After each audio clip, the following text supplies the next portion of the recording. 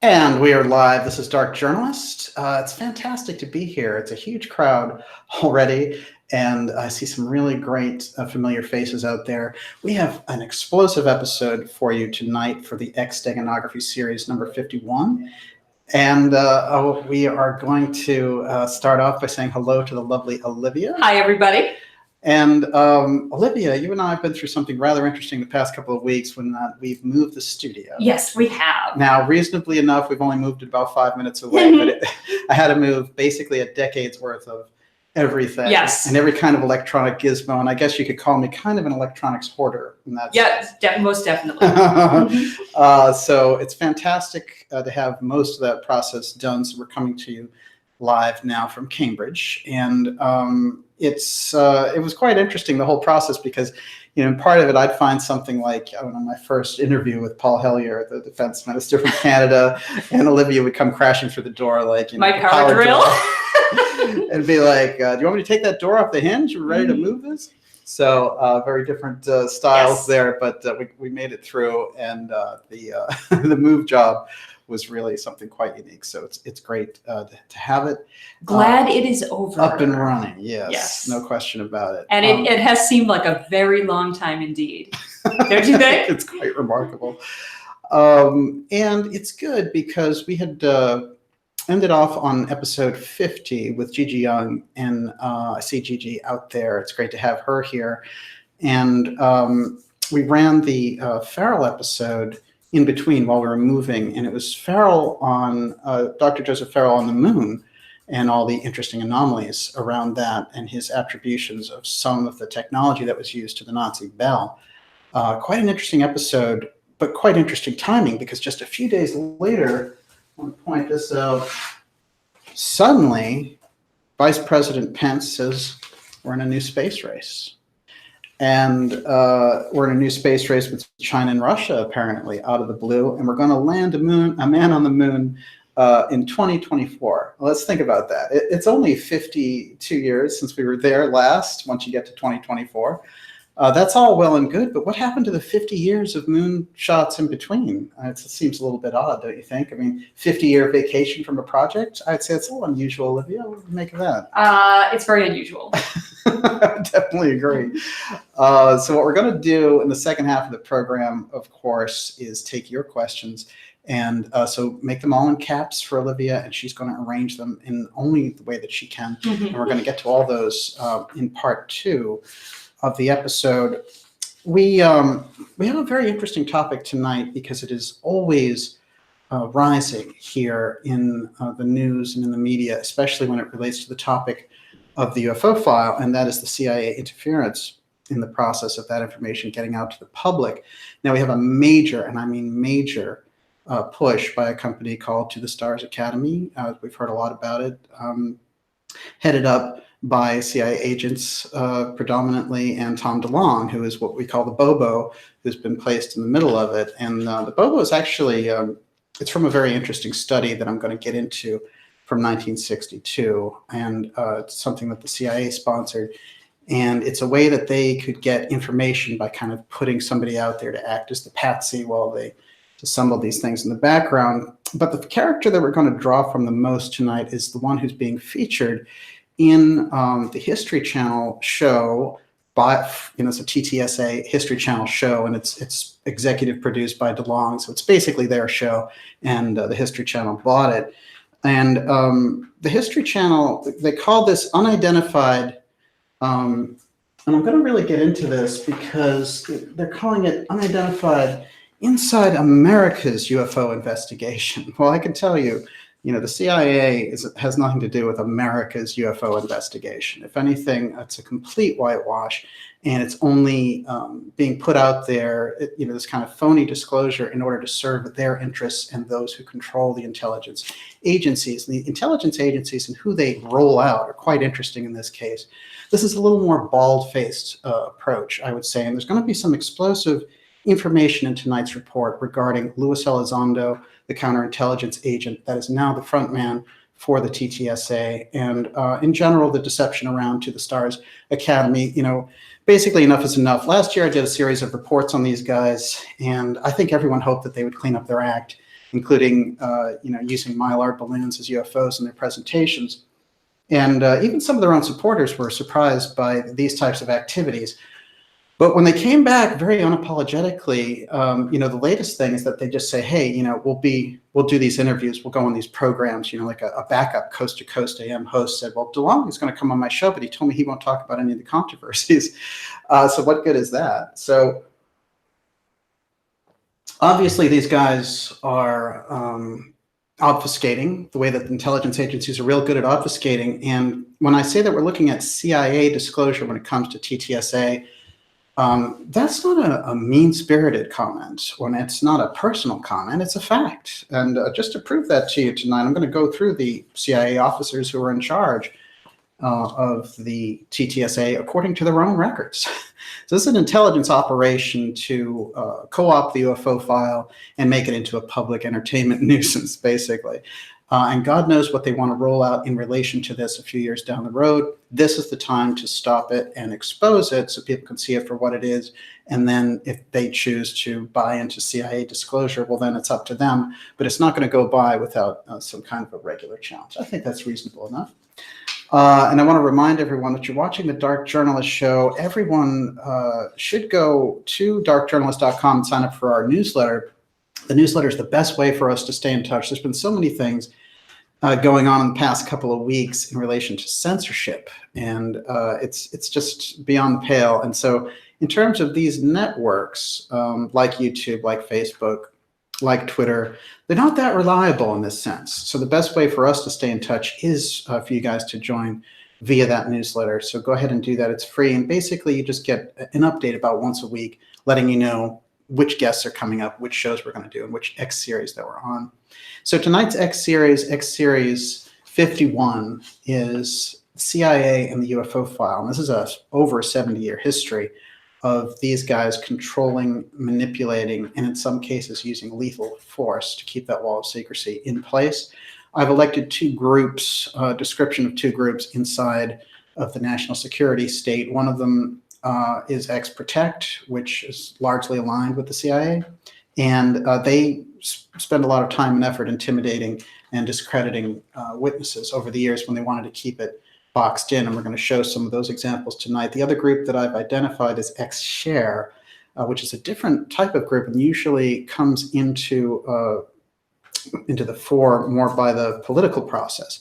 So we can, definitely JFK and people of this ilk were more of the X-Share. That is, share the information about the X technology, share the information that's in the UFO file, find a way to do it, a safe way to do it, and a responsible way to do it. But the X-Protect has basically used the might is right approach, and the wall of secrecy is the only way to live, and anyone who threatens that wall of secrecy gets discredited, or worse, shall we say.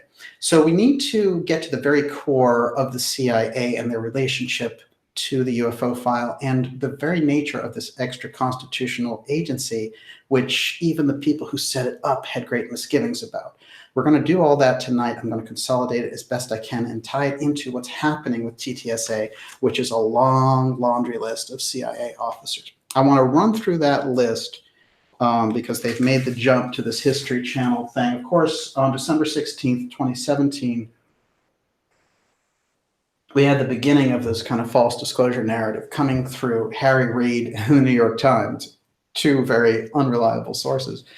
But nonetheless, it was a major story, and it was promoted by Leslie Kean, who wrote it, and there were a couple of other people who wrote it with her.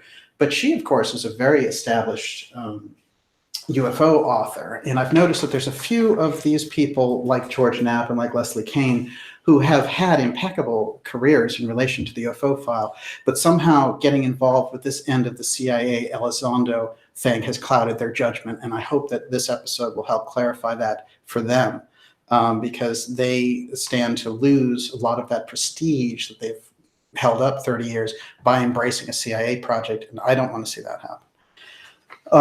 So let's start off with the narrative that I call it the sad CIA guy narrative. Remember this? This is how it was. He's so deep. He's sad. So this is Luis Eiizondo, who supposedly came rolling out of the Pentagon saying, "Oh, I'm so upset, that the Pentagon won't reveal UFOs. I'm out of here, And oh, by the way, I found out 10 years ago they weren't going to reveal anything, but I'm still out of here. It only took me 10 years to get out."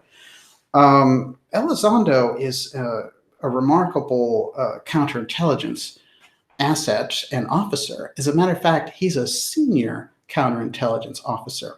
That means he's an incredibly good liar, because by the nature of counterintelligence, it's all about, can a country come in here, that's trying to do surveillance on us and trying to do reconnaissance on us and get the wrong story, and therefore we save the day. There's so many examples of this in history. One of the greatest examples of counterintelligence is when during World War II, we had faked out this totally different location with plastic tanks and all this other stuff so that the Nazis would think we were landing somewhere totally different instead of on Normandy on D-Day. And the truth is that we certainly have a situation, a need for counterintelligence. I don't think there's any question about that, and a need for spycraft.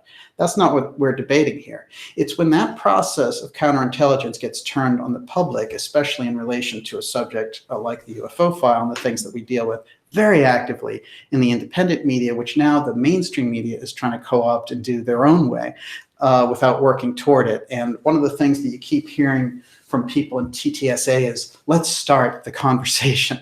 Well, the conversation's been going on basically since 1947, when everybody started seeing these things everywhere, probably longer, frankly. So you guys with a TV show and a bunch of CIA agents aren't starting anything. Okay, let's start with that.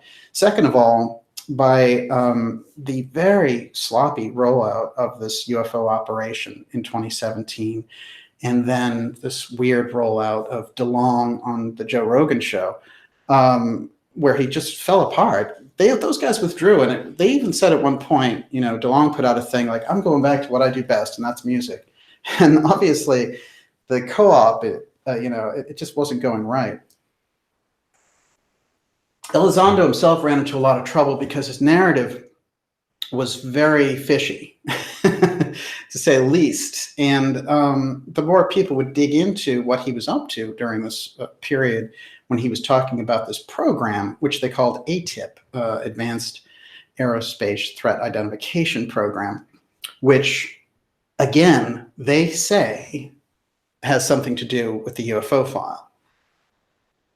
There's nothing on the record, and of course, John Greenwald from the Black Vault, who studies these things very closely in terms of FOIA requests, is usually the first man out the door in relation to this. He's gone on record saying that there's nothing, and literally nothing, that suggests that ATIP was a UFO program. It's rumored, basically. So all we have is Elizondo's story. So let's take a little look at Elizondo. There's some kind of rather explosive things about Luis Elizondo that we're going to discuss tonight. I'm going to discuss him in relationship to the members of the TTSA. But just so we all know that we're on the same page, I'm going to read a little bit of the bios here of the CIA members of the TTSA. And it's quite remarkable when you look at it, because the high-standing positions that they had inside the CIA to just come out blatantly with this kind of entertainment ruse to co-opt the UFO file and make these guys heroes all of a sudden is quite interesting. So I guess before I break into this, Miss Olivia, I should ask you, how's it going out there? It's going. It's interesting that we've had at least one person not want to listen to any evidence that the TTSA is an op. Well, don't rock the boat, right? Well, that's the way you maintain a narrative. I mean, there's high hopes around this. Could you address that? Absolutely. Well, think about the high hopes that people had when the CIA said there are WMDs in Iraq. And think about the high hopes that those citizens had about being liberated and instead got depleted uranium in their systems and died. This is what the CIA is famous for. They're a deceptive operation. They're an extra-constitutional force. And they've been found to be in the business of assassination where the government didn't ask for it. And they've been found in the business of assassinating and discrediting presidents that they haven't been in favor of. So in terms of UFO disclosure, they are probably about as far away from the group that you want to trust with the UFO file as you can get, and certainly with the public trust around the idea of the UFO file. Of course, they control a great deal of the UFO file, but they'll always keep the real stuff hidden from the public. It's the nature of the beast. So, yeah, it's not about busting anybody's bubble about disclosure, but, when I hear that sometimes they're like, well, it's better than nothing, like, what solution do you have? That's kind of like a guy saying, look, I know this isn't a good cure for cancer and what they're advertising is false, but it gives me hope. And so, I have to say that when I get into that kind of logic, I think there's a kind of psychosis in there. And that's the kind of desperate point of view that they take advantage of, saying like, hey, all your dreams are going to come true and these UFO projects are going to release free energy. It doesn't work like that. They do things on their own clock. I mean, they didn't even make marijuana available, and they still don't in a number of states. In Massachusetts, it just became available within the last 6 months. So that's how deeply they control these things. But yeah, I do understand, I guess, the mentality that, hey, everything's going to go hunky-dory. But when you do journalism, it's different than doing entertainment or a fluff show like a coast-to-coast type thing. What we're after is the truth. We're not after, making anybody look bad. We're not after making any false judgments. What we're after are just the facts on the ground. And I can give you lots of facts in relation to this. Let's start with these. CIA members of the TTSA. Does that cover it, Ms. Olivia? I think so. Yeah, okay. Just make sure we're on the same page. All right. Let's start with these CIA members of TTSA. Jim Semivan. Here's a quick bio. Senior intelligence service member of the CIA. Senior intelligence. That's high-ranking level. That's not a basic agent. That's not a mid-level guy. He's a senior official. Dr. Hal Puthoff, CIA advisor for over 40 years. Long-standing. We know a lot of projects that Puthoff has been involved in, and I'm not, saying there's anything wrong with Hal Puthoff and the work that he's done, but he's a CIA person. He's a CIA guy. Luis Elizondo, career intelligence officer, CIA special agent. We're going to talk about that too. Who's his boss at the CIA? John Brennan. What's John Brennan famous for? John Brennan was known as the drone king. Even his own party was nervous about this guy because he was the kind of guy who, as CIA director, wanted to drone people at a wedding party to get one guy in Afghanistan. So you have these 50 people celebrating a wedding and they get droned. And he says, well, it's the cost of doing business. We got our guy. But what happens indeed is that you create this other nest of terrorists because they're all outraged that their families were killed. This is who basically we call the drone king. He became known as that even in the Obama administration because everybody was nervous about this guy and his predilection to go after and just shoot out these drones anytime he thought there was a terrorist nearby. And they'd make that scale wider and wider. And when they got, civilian casualties, they say, oh, it's collateral damage, So this is the nature of the mentality of these people. Some people would say, well, you need real cold warriors like that. But some people might also say we've had quite enough of them. And especially when it comes to space, you don't want them up there. If they want to make space a warfighting domain with that type of an attitude, it's very, very dangerous. And I have to say, in relation to the CIA, there are so many studies from people like Seymour Hersh, my extensive interviews with Peter Dale Scott, his work on the deep state, it's all there. It's been documented over 70 years. The CIA is a force that's out of control and needs limits. It does not need a leg up in the UFO field, especially. And the fundamental researchers in the UFO field never, ever, ever would want, whenever the CIA was around, they always ran in the other direction. It's very disturbing to me to see an entertainment company come in and convince them that the CIA is A-okay. Everyone, you're watching The Dark Journalist Show. We're on episode 51 and of the X steganography series. In the X series, we actually track the X and the way that it moves through these secret government agencies and the projects that are associated with it.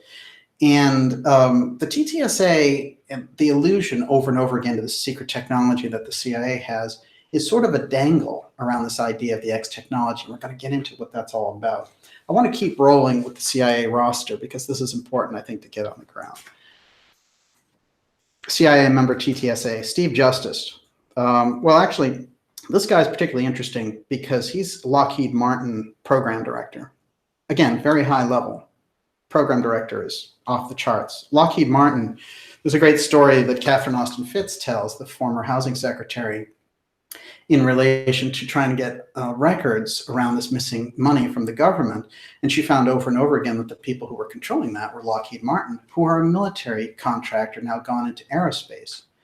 There are so many people who, when they do this type of research, they get very hardcore blowback from Lockheed Martin. So Lockheed becomes one of these companies that's known for its lack of transparency. And so I think when we're looking at them, we have to really keep that in mind, that when they show up on the scene, we know that we're in the United States of Lockheed. Forget about the Constitution and all the rest of it. All right, next up, Christopher Mellon. Christopher Mellon is the Deputy Assistant Secretary of Defense for Intelligence in both the Clinton and Bush administrations. This guy took a really big role with the TTSA. Again, these intelligence figures are known for hiding things. So they're far from being, you know, the kind of princes of disclosure or transparency. It's quite the opposite. What they're good at, especially a senior counterintelligence officer, is they're good at obfuscation. They're good at deception. And this is what we're going to take apart piece by piece tonight as we move along. Let's keep going down the rap sheet with Dr. Paul Rapp. His past honors include a certificate of commendation for the CIA for significant contributions to the mission of the Office of R&D. Is a very advanced guy. Dr. Norm Kahn, 30-year career with CIA, culminating in his development and direction of the intelligence community counter-biological weapons program. Okay, this guy is an arc scientist of WMDs, basically. What are these guys doing around the UFO file? What are they doing with, you know, the Tom Delonge hangout with an entertainment company that's being plugged in now by Disney's History Channel? What's going on? What was the kind of pseudo-disclosure that we got in relation to Harry Reid, the New York Times, and DeLong? And this involved Bigelow Aerospace also. We're going to really boil this down. And I think the best way that we're going to do it is to show the kind of where some of the seeds of this come from, which will take us back to the 2016 presidential election. And this was, as you remember, Miss Olivia, Trump and Hillary. Mm-hmm. This was quite the hoedown. And the whole country was torn apart over it and all the rest of it. And still is. And still is, absolutely. We just saw with the Mueller report, of course, that so many of the things that were bandied about Russian collusion and Putin controlled the election, were all fake. And that we can see the CIA's role, again, interfering with the presidency. Like it or not, whether you like Trump or not, the CIA and their role trying to take down a sitting president is something that they only know too well, but is not in their mandate, you know, and they don't have that kind of control. They're an agency. So in essence, what we're talking about is something that should have really only the power of the FDA. I mean, they're just simply an agency. This idea that they are the head of this sprawling thing, have their own Air Force and their own programs, or that they can do domestic surveillance in the United States is in error. It's illegal, and it goes against their mandate, and they're only able to do it because of certain loopholes that they've been able to get around. We have to keep that in mind when we hear people like DeLong saying, well, these CIA guys are heroes and they've been fighting the evil, you know, they've been fighting these evil demons and UFOs. And, you know, my conversations with Catherine Austin Fitts around her research into the missing money, what has she said? She has said, it looks like a smokescreen to say, you know what, forget about those missing trillions. We were fighting these bad aliens. And that could be exactly what they're trying to create here with this scenario with DeLong, who's being rolled out as the Bobo in charge of all this. Okay, so I'm going to roll into the 2016 election. And as I do that, Miss Olivia, I'm going to ask you to check the boards and see what's going on. Well, Zora Dax had a question I wanted to ask you. Yes. She says, I want to know more about the metamaterials, or whatever they call it, that Bigelow has in Las Vegas. Are you going to be addressing that tonight? Yeah, actually, I have a few little bombshells in relation to that, largely a smokescreen. But what I do think is interesting is that they mentioned it in just casually in the New York Times article, like, hey, they have these metamaterials, Bigelow, they're studying them, and they came from UFOs. Trust me, if that stuff existed, it would be heavily classified, and it wouldn't be just something that somebody would casually roll out. Part of sad CIA guy Elizondo's TV show, him running around with these little boxes saying, ooh, I solved the mystery. Okay. Actually, I'm going to ask a question right now. Yeah. And I'm going to ask it to the entire audience, is why does anyone think that the CIA is ever going to give you the truth? That's not their mandate. That's not what they do. Well, you've really made me jump to this. So I'm glad you mentioned that, actually. Let's look at a few investigations in relation to the CIA and their lack of transparency. Okay. This one, I'm going to start in 75 and move my way up. New York Times. Okay, this is a CIA panel. This is where they looked into the CIA's activities over the course of a decade. CIA panel finds plainly unlawful acts that improperly invaded American rights. That's a New York Times article from 1975. Here's the blurb on it. The Central Intelligence Agency has conducted a vast network of unlawful or uncontrolled domestic operations that resulted in the creation of files on 300,000 individuals and organizations, mail openings, wiretapping, room bugging, burglaries, extensive monitoring of overseas telephone calls, secret drug testing, and infiltration of American political groups, according to the report. Now, and that's just for starters. This is a group, this is an entity that likes to see itself as its own government, basically, not accountable, and that they can hide behind the wall of secrecy and get away with these things because they have so much power. Now, we know that it became central during the end of the Eisenhower administration to get a handle on the CIA, especially in relation to the UFO file. We've covered this extensively in the X series, very extensively. And one of the things I think it's important to note in relation to John F. Kennedy is he came in basically with the mandate from Eisenhower saying, get your hands back on this. This is crucial. And with that help. And of course, Kennedy evinced a great interest in the UFO file, having been close friends with the first Secretary of Defense. And he went into it with eyes wide open. And at a certain point in the late 60s, late in the year of 1963, he asked for the UFO file to be shared.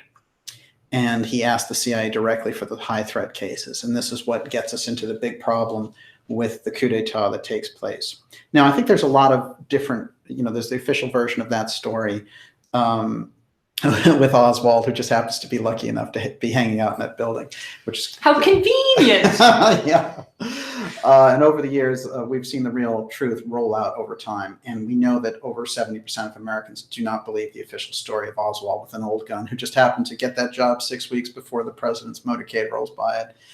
And who, as it turns out, was deeply involved with the Central Intelligence Agency anyway. So he was their Bobo. They've upgraded their methods since then. But one of the things I think is interesting here is in relation to the UFO, let's take a quick look now, a little walk down memory lane for our CIA viewers. The CIA covered up the truth about UFOs for decades. That's the New York Post, on record that they covered it up. Now, one of the things that they tried to say was that, you know what? Sure, Area 51 exists. That came out in records, but no UFOs. This is where they were at in 2015 before the TTSA op and all the CIA people dropped in there. Something changed, and it had to do with that election because they thought Hillary was going to get into office. And we're going to get into exactly how that rolled. One of the things that the CIA wanted to say was, hey, you know what? It was just us. You see this plane? This is what people misidentified as UFOs. Patently false, of course. Let's go a little bit deeper. CIA about UFOs in the 50s and 60s, they actually blatantly say it was us. So now here they are rolling out the TTSA and saying, let's get into this, we're going to get to the truth, and here's all our CIA people to get to the UFO truth. When back here in 2015, they're saying it was us. We did it. We fooled the American people for 70 years. But it was all just us testing stuff. And they also said it was basically the U-2 that did it all. Well, these are all the shapes. Let's see if this picks up. Yeah, that's pretty good. These are all the different shapes of actual UFOs. Any of those things look like a U-2? I mean, they don't. They look like completely different craft, and none of them look, some of them look similar here, but they're all very different. And we also, they don't look anything That's like going planes. up on the wall. When this episode is over, it looks great. It is looking pretty good. But, they're recorded all over the world, and they all have these certain characteristics, but they are far from the U-2. So the CIA is willing to lie publicly, and then the media, even the media, who's lockstep with the intelligence agencies, calls them out occasionally because they have to, because they are such blatant liars that in order to shake the truth out of them, you have to come back at them hard. And what's interesting is another New York Times article from 1997. CIA admits government lied about UFO sightings. This is 97. And government is funny. CIA admits government, basically themselves. CIA admits CIA lied about UFOs. I'm going to read a little bit of this. And here's their narrative. It's just, we had to do it because we were at war, baby, and it was okay to lie. You know how that works. In the darkest days of the Cold War, the military lied to the American public about the true nature of many unidentified flying objects in an effort to hide its growing fleet of spy planes, a Central Intelligence Agency study says. The deceptions were made in the 50s and 60s amid a wave of UFO sightings that alarmed the public in parts of official Washington. The CIA studies says the Air Force knew that most reports by citizens and aviation experts were based on fleeting glimpses of the U-2 and SRC-71 spy planes, which fly extremely high. The planes were developed in the 50s and 60s to photograph enemy targets from secret bases. Okay, so what they're saying is, we lied, but we had good reason to because they were seeing our planes. What could we do? But anyway, the point is they lied. And they're trying to say that, all the sightings were related to the SR-71 of the U-2 when there were all these different crafts seen. And by the way, some of the crafts were seen way, way before the CIA was even developed. So, that doesn't add up. There's, it's a complete lie. And then the explanation, it's like after when you say, oh, I was lying to you, but then here's another lie on top of it. So it's like a lie sandwich, or what you call it, a lie sundae. It's just a little extra fudge. Have a little extra fudge on your lie. So we go into this, it gets into this idea that like, oh, just like during Roswell, those were just crash test dummies, but we had to keep that secret because it was Operation Mogul, and it was this great balloon that could detect nuclear explosions or whatever. It's like, yeah, but how does that, what about all the wreckage when these things crash, or all the stories that are embedded, or all the photographs and all the film work? It doesn't add up. So now, after 70 years of stonewalling, they've decided we can't stonewall anymore, especially if we want to go into space. We have space tourism. We have obligations to these companies. The people, when they go up there for space tourism, they're going to be seeing these craft. Well, what are we going to do? We're going to co-opt the story. We're going to say, we're the heroes. We're bringing it out. We're going to get our best counterintelligence people like Luis Elizondo. We're going to roll him out with a story. What's his story? Oh, I'm sad. I'm upset. I want to get the truth out. I'm such a counterintelligence sad man. So how do you do this? It's a tricky thing because you've been lying for 70 years. How do you get out of a 70-year lie? Also, if people dig deep enough, they're going to find your own illegal programs like assassination programs, drug running. Many committees have convicted you of that. So, former Secretary of State John Kerry, in the 1980s, he went on record with his committee in Washington saying, look, the CIA funneled drugs into the country to fund the Contras. And that's where you got those crack epidemics and all the rest of it. And we know that the Dark Alliance and all of the things that came out of his book and what he was talking about, all of these things are part of the history of what the CIA has done and committed. And suddenly what we have instead is kind of like the Homeland version of CIA. It's like the cool guys and, that they've given us the truth and they're the hardcore dudes. And now the TTSA is rolling out that story. It's patently absurd, and I'm going to show you why. I'll remind you, you're watching the Dark Journalist program. We are on episode 51 of the X-Steganography series. And I want to remind everyone to go ahead and sign up for our newsletter at darkjournalist.com. This is important because the incredible clampdown on websites, social media, and all the rest of it, right or left, it doesn't matter. They go after Robert F. Kennedy Jr. on vaccines.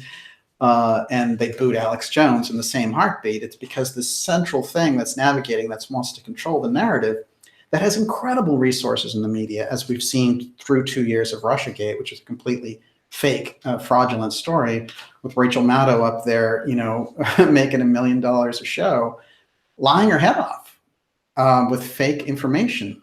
Now, I want to bring something into this, which is one of the key people who pushed the Russiagate story, which was that Putin was in cahoots and controlling Trump like a puppet.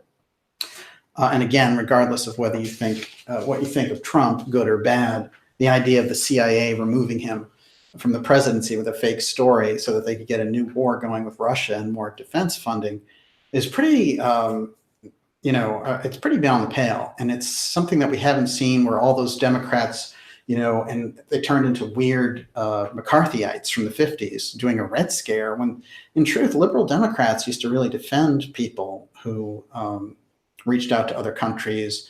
And in particular, the red baiting, they were so against. But the neocon crowd has moved in to liberal politics. And so you have the neocon liberals and their outlets like MSNBC, who are largely war profiteers, controlled largely by the Council on Foreign Relations. So when we get into that, we have to understand their motivations. But one person who kept showing up over and over again was kind of fascinating. And indeed, it was John Brennan, who was the former CIA director. Brennan's interesting for a number of reasons. But what is most important for our story tonight, and for what kind of report that we're giving you, is that Brennan was Luis Eilizondo's boss. So the Drone King was who Elizondo answered to in his CIA duties. He was the CIA director under Obama. And when Elizondo, the dates that he was claiming for what he did for ATIP, another interesting person I want to introduce in this fashion is when Elizondo says that he worked for the National Intelligence Director. He never comes out and says which one it was, but I've deduced, because Clapper was the National Intelligence Director under Obama, this is the person, and he may have had a relationship here also, because Clapper was an Air Force, senior Air Force intelligence. And so when we look at Clapper and we see him moving up to National Intelligence Director and Elizondo serving as the National Intelligence Director, I think we're going to find an Air Force connection going deep into this whole story about Elizondo and his whole thing about, hey, UFOs are real. Now, our position on this show is that the UFO file is certainly a vital aspect, and that we've looked very hard into those connections and gone all the way back to Vannevar Bush controlling the UFO file in the 1940s. So the UFO file occupies a very important station in this whole kind of geopolitical intrigue that's going on. And certainly the alien aspect of that, the off-world civilization aspect of that is important. But so is this kind of just X-technology aspect of it. And this is really what we're getting into the heart of, and how these guys kind of manipulate this story. Now, one of the things that Mr. Elizondo is fond of saying is that he was running this program, ATIP, during a certain period of time there, And 2012 comes right into the corridor of that timeline. But in fact, just a little review of his past gives you that in 2009 and 2010, he's actually running a shipping company with a partner here. And it raises the question, if you were running a UFO program, how are you running a shipping company at the same time?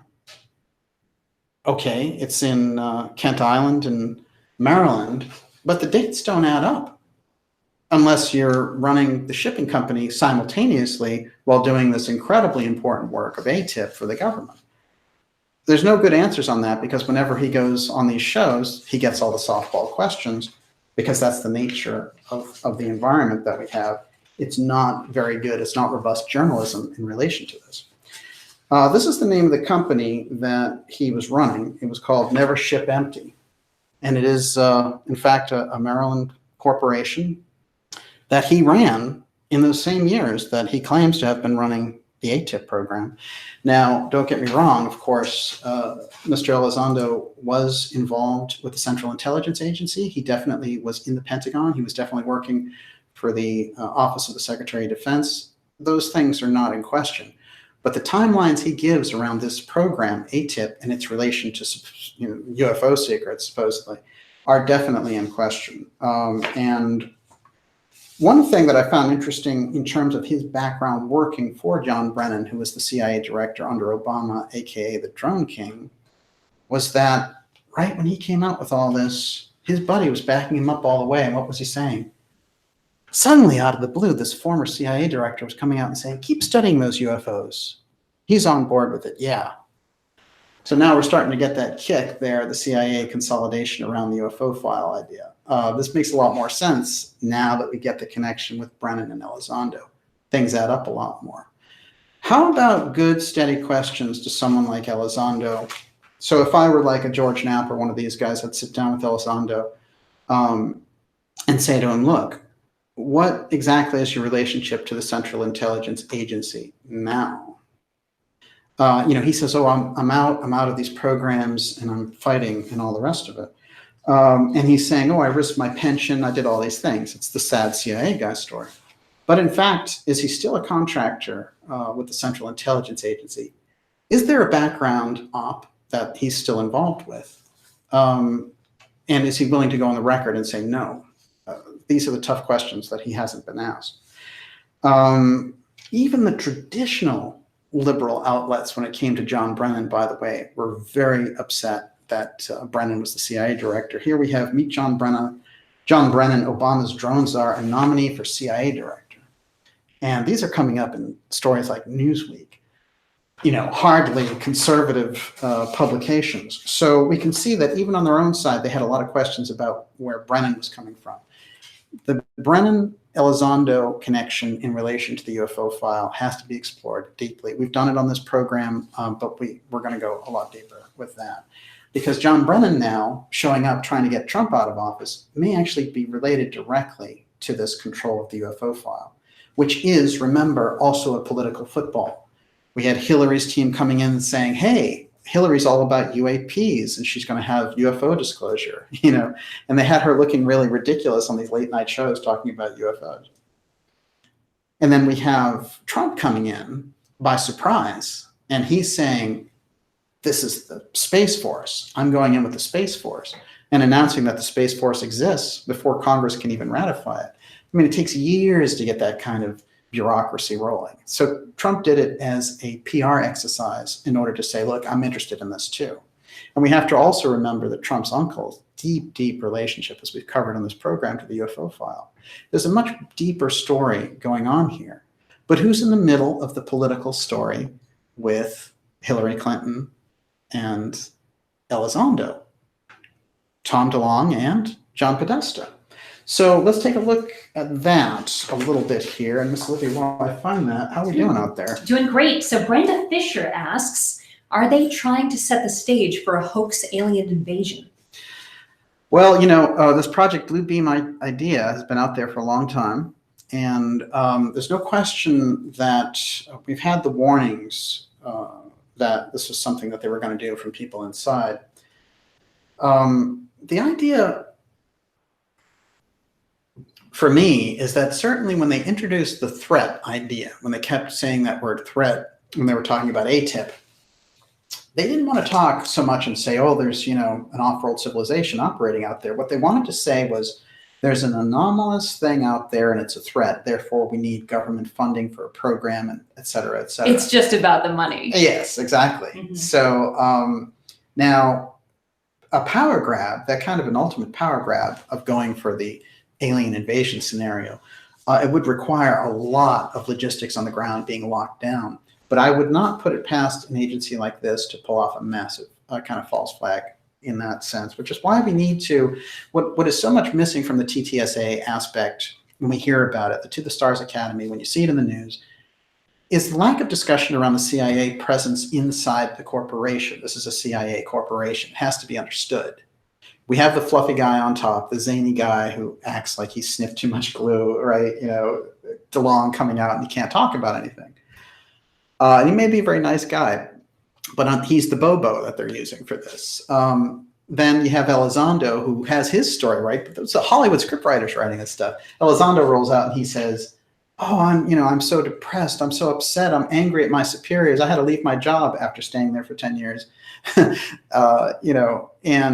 now he's the guy who's saying, everyone needs to wake up to UFOs. But he's a CIA counterintelligence agent. So therefore, if he doesn't have any proof for what he's talking about, except for the fact that he worked in the Pentagon and the CIA, then he should be ultimately suspect, especially if there's no documentation backing up his story that ATIP was a UFO program. We've looked at people like the Black Vaults, John Greenwald. We've had him on the program, of course, and we'll have him back on. He's been doing some interviews recently, but he did a particularly good podcast on this, saying that basically the UFO aspect of ATIP is just rumored. There's nothing. There's no paper trail. There's no defense official who said that's a UFO program. And you could say, well, they would cover it up, Look, we've had programs like the Robertson Panel and Blue Book. People know about them, So this idea that, he's, Elizondo's the breakthrough, and this is, a conversation that we can finally begin to have. Go into the work of Stanton Friedman. John Mack was a Harvard professor talking about the UFO file. These are people who were like on Oprah. He was bringing the conversation home then. These guys are just, it's a CIA operation working for an entertainment company. Can I just interrupt here? I'll tell you, the thing that annoys the hell out of me is that if you want to tell the truth, if you want to disclose something, say it. There doesn't need to be, what did they do? They did some sort of, what was the money thing that they did? The fundraising for, just open your mouth, hold a press conference and say it. Yeah. Right?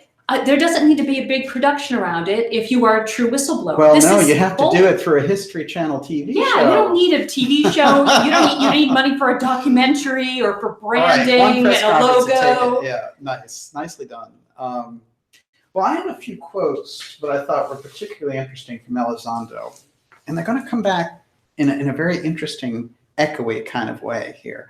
I'll remind everyone you're watching the Dark Journalist Show live from our new studio. And it's great to have everyone here. It's a huge crowd, and it's fantastic that we're getting into this because, frankly, since I did my reports last year, I did one report on January 1st, 2018 on TTSA with Gigi Young, actually, where I went into the deeper aspects like we are tonight. And I think people really got it. And I think it really kind of, it cast a lot of questions out there that other people picked up on, and I was happy about that. And I did not really, I kept a close eye on those guys, but I didn't do many reports on them after the fact of doing those 2 or 3 initial reports because they went pretty deep. And I felt like people, especially with the Mylar balloon fiasco and some of the other things of the story that weren't adding up, and then DeLonge's disastrous performance, I thought, this thing is kind of on its own way. But now they've come back, and they've come back with new funding, with a new CIA plan, with the History Channel program, Unidentified. And so we have to address it. It's essential in terms of getting that kind of transparency. When the CIA is operative around the UFO file, it's like, it's all hands on deck, in my opinion. And I welcome anyone who wants to get in deep on this. Here's a couple of quotes on that. Yes, Ms. Olivia. Nothing. I just, whenever I think about the CIA and telling the truth, we're experiencing I think of the community almost like an abused wife, right? Who's had a cheating husband, Yeah. and it happens again and again, and lies and deception and lies and deception. No, honey, this time I'm really telling you the truth. At what point do you just say enough is enough? This person is a liar. This person is not trustworthy, and I'm not going to believe a word they say. But no, we still keep falling for it. Well, I do feel that it's interesting because on one hand, you want an inside military person to come out and give that information. You know, people are all into this whistleblower idea, but we've seen a lot of the whistleblowers fall apart in the past few years. So this is kind of another approach, which is let's really put some brass of the CIA out there and see if that bites. The problem is when you look at people like Knapp or Leslie Kean or all these people who kind of rolled out the red carpet for Elizondo, they made their bones, they made their career on resisting the government cover-up on UFOs that was led by the CIA. How can they embrace it now? It doesn't make sense. And you understand it goes to a kind of almost entertainment agenda. And it says basically, you know, that because they're going to kind of join up with this movement, that they don't have to criticize it, that they don't have to ask the questions. Now look, this guy, our friend, DeLonge, comes out, who I've had a long history of doing reports on, or at least dating back to 2015. He comes out and he says to this backup host for Coast to Coast, yeah, I'm going to come on your show, but I'm not going to talk about any of the controversies. So you're not going to talk about the CIA role in the company, and you're not going to talk about Elizondo's inconsistent comments or all the other lies around TTSA. What kind of journalism in that? In that case, stay home. You know, don't open the Skype session. Don't answer the phone call. What's the point if you're just going to sit there and promote the TV show? I mean, you know, what level of journalism is that? That's a joke. So if anybody falls for that, you know, preemptively, I'm telling them, you know, basically you're falling for the CIA bobo. You know, and we can do better than a bobo. That's the quote of the night right there. I'm going to read you a couple of things. Go ahead. Najat said, are we falling for it, or is it entrainment/mind control? Good point. Look, when you roll out a CIA counterintelligence person pretending to be a whistleblower with a story that, you know, he's bringing out the truth, and then when he comes forward and says, well, the program was classified, not classified. It was secret, not secret. When he does that kind of tap dancing, even in the language, then you know it's an operation. So therefore, they're going to see how far they can get away with the language. They've tried this a few times. One of the things that he does in particular, Elizondo, and this is something we got from Walter Bosley, is he's good at tap dancing. And tap dancing is an intel term. It means don't say the truth, skirt around it. So if I tell you, you know, he says, I'm risking my life and my career. And then at the same time, he says, oh, I can't tell you things and violate my NDA or I go to jail. Well, if you're not willing to violate your NDA, what are you doing here? Basically, if you can't tell me any of that stuff, why are you at risk for anything? I mean, you mean you're risking your career and your life. How? You won't even violate your NDA. So see, everything that when we get into Elizondo, it's a very interesting case. It's all sound bites. I noticed, and a lot of people directed me, they were like, oh, just listen to his latest lecture there that he gave. And I listened to that lecture many, many times. The first half hour of the lecture goes like this. It says, oh, I'm not going to tell you what I can't tell you, but I will tell you what I'm going to tell you. And damn it, I'm going to do it no matter who doesn't tell me what to do, what I'm going to say when I say it. I mean, this is circuitous logic and rhetoric, and it just goes round and round, and it seems like conversation, and it's kind of like fast food, because when you're done, you're like, yeah, I think I ate something, but I'm not full. What's going on here? It's very, very unusual. But it's a certain type of approach which says, how do you get out there and talk for 45 minutes without saying anything, but still create the impression that you're a great breakthrough hero around disclosure? This is CIA deception techniques used for UFO disclosure. Got to get over it. Got to get past that. This is counterintelligence. That's counterintelligence. 101. Look, Elizondo is a senior counterintelligence officer, veteran. I'm sure he's done great things in that role in relation to Afghanistan or fighting FARC rebels in Colombia and doing drug runs in the Middle East and all the rest of it. But in the UFO file, it's out of place to portray him as a hero for an entertainment company with a TV show. does not advance the ball down the road at all. It helps the UFO file get co-opted by the CIA. That's why anyone who's a good journalist will resist it and blow it away. Because, first of all, they're not giving any good answers. Even people who want to get into them and join up with them are like, why is this story so uneven? Let's get into a few details about it. You mentioned something, though, Olivia, about the CIA. Let's take a little walk down CIA memory lane so people understand what the CIA is. And I've had to use this comment a lot when it comes to the TTSA fan people, that you don't know who you're dealing with when you deal with the CIA. So let's give them just a little background. I've spent a long time studying the CIA, but more importantly, I've studied people like Peter Dale Scott who understand it from its core, from its development. Catherine Austin Fitts, the development of the secret system of finance, the development of the secret forms of government. This is very important.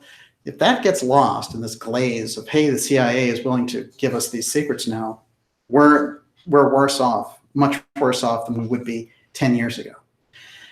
Here's a few things. In his book, David Talbot, who's an expert, he was the editor of Salon for a long time. He's an incredible political author. And he recently suffered a stroke, and we all hope that he gets better because this guy's an amazing voice when it comes to this. But he did a book on Allen Dulles, which is probably one of the best books on Allen Dulles or the CIA that's ever been done. It's called The Devil's Chessboard. Here's some bullet points for CIA activities that are just hardcore represented in the book with hardcore documents. Okay, the CIA. Claims of Soviet communist subversion that served to justify the CIA-led coups in Iran and Guatemala were all for intents and purposes fabricated. Can you say WMD, anybody? Threats to the U.S. corporate interests were what really spurred the successful covert operations by the CIA. Absolutely, it's been proven. We know it's a fact. Allen Dulles oversaw a CIA program that conducted extremely dangerous experiments on the human brain. He was interested in finding out whether LSD could be used to program zombie-like saboteurs or assassins. This is Allen Dulles, by the way, who, as CIA director, Kennedy found so abhorrent that he fired him. But that may have blown back and been the cause in relation to the assassination. One of those moves. That book, The Devil's Chessboard, certainly gives us some aspects. Here's a little bit more for people who are like, well, the CIA, we really need to get on board.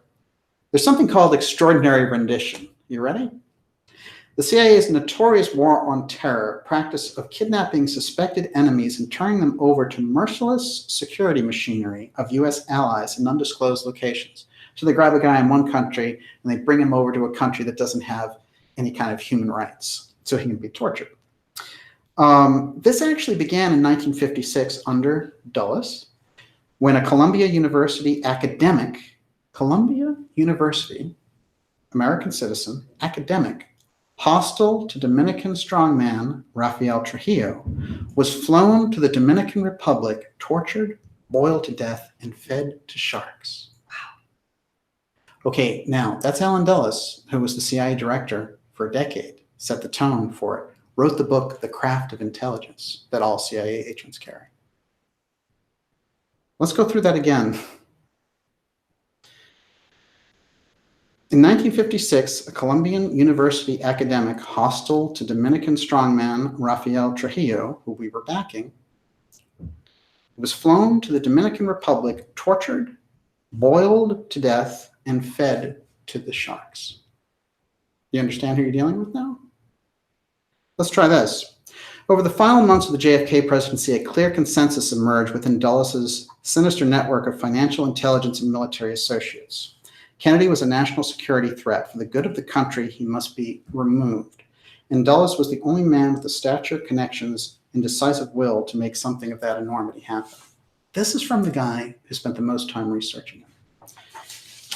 These are our friends. This is what they're good at. Counterintelligence operations, and basically getting their own agenda completed regardless of the methods that they use. When you see CIA people talking about UFO disclosure, run, don't walk in the other direction. Let's start there. The glamorization of the CIA through programs like Homeland and a lot of these movies that we see come out, miss the fact that our own government has censored them over and over and over again. And let's think about in relation to something more recent like the Iraq War, something very recent like Russiagate. They were completely behind that. But the Iraq War, remember, all relied on the fact that George Tenet, who was the CIA director, said to Bush, it's a slam dunk that there are WMDs in Iraq. That's what Colin Powell wound up going to the United Nations to get the order to invade Iraq with, saying, quote, it's a slam dunk. That's what Tenet said to Bush. Well, as it turns out, of course, there were no WMDs in Iraq, and we went in there basically for nothing and spent years of money and treasure to set up a few oil companies. That's the kind of issue that you get into when you start dealing with the Central Intelligence Agencies and their assets on the ground and their motivations. And that's something you really want to keep away from the UFO file. And when you get these UFO characters who are embrace the CIA, it's against the fundamental research communities, whether it was John Mack or Stanton Friedman or any of these guys, and people like who were kind of my heroes, I think, at a certain point, people like George Knapp. It's incredible, right? The guy who brought out Area 51. Why he, at this late stage in his career, would embrace a CIA operation is stunning to me. I have no explanation for it. I'm amazed. Now, I will say this, when it comes up around people like Elizondo, they're part of an operation. In other words, Elizondo didn't cook this up. He's being put out there and propped up there. And, I'm not saying that like DeLonge is some mastermind of all this. He's the bobo that the CIA is using.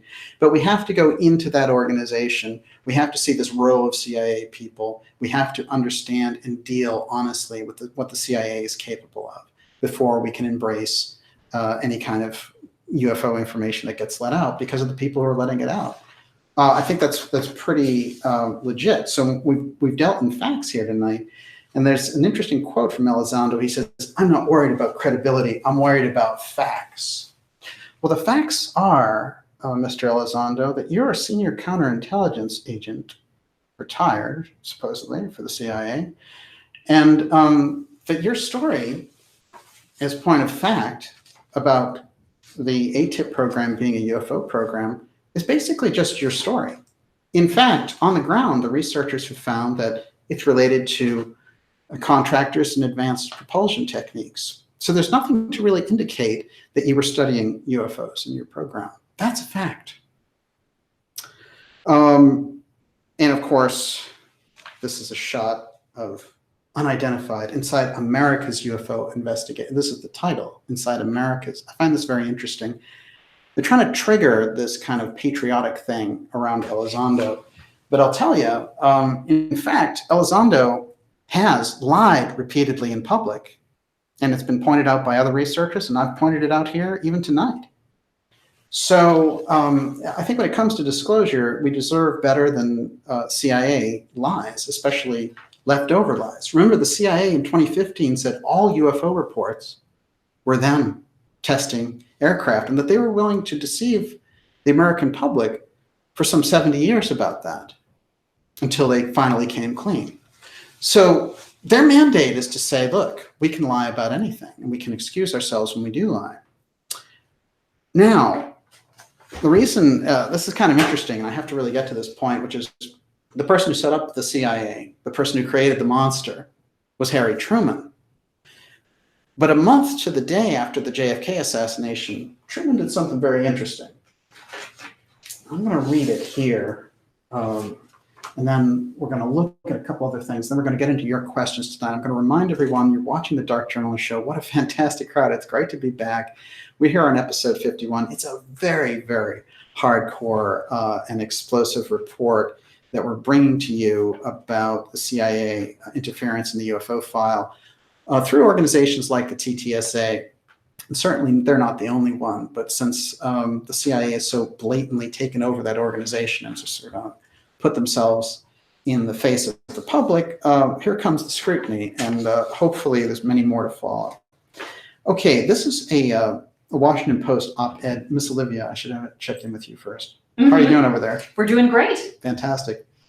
I'm gonna move this along so we get to your questions shortly, and ask your questions all in caps, of course, for Olivia tonight, because we're going to go deep in the second half of the program on that. Okay, Harry Truman.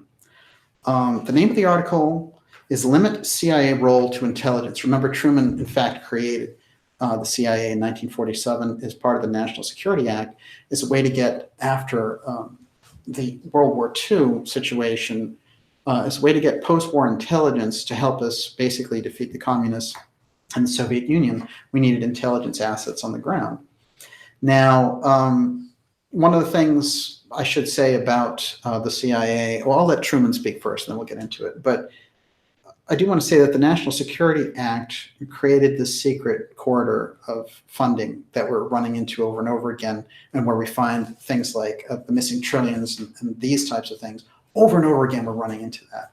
And as a political issue, I can say in 2019, there's no more important political issue than the missing trillions, because you're going to bump right into the X-Tech and you're going to bump right into the UFO file when you get there, and you're going to see just how deep those are related.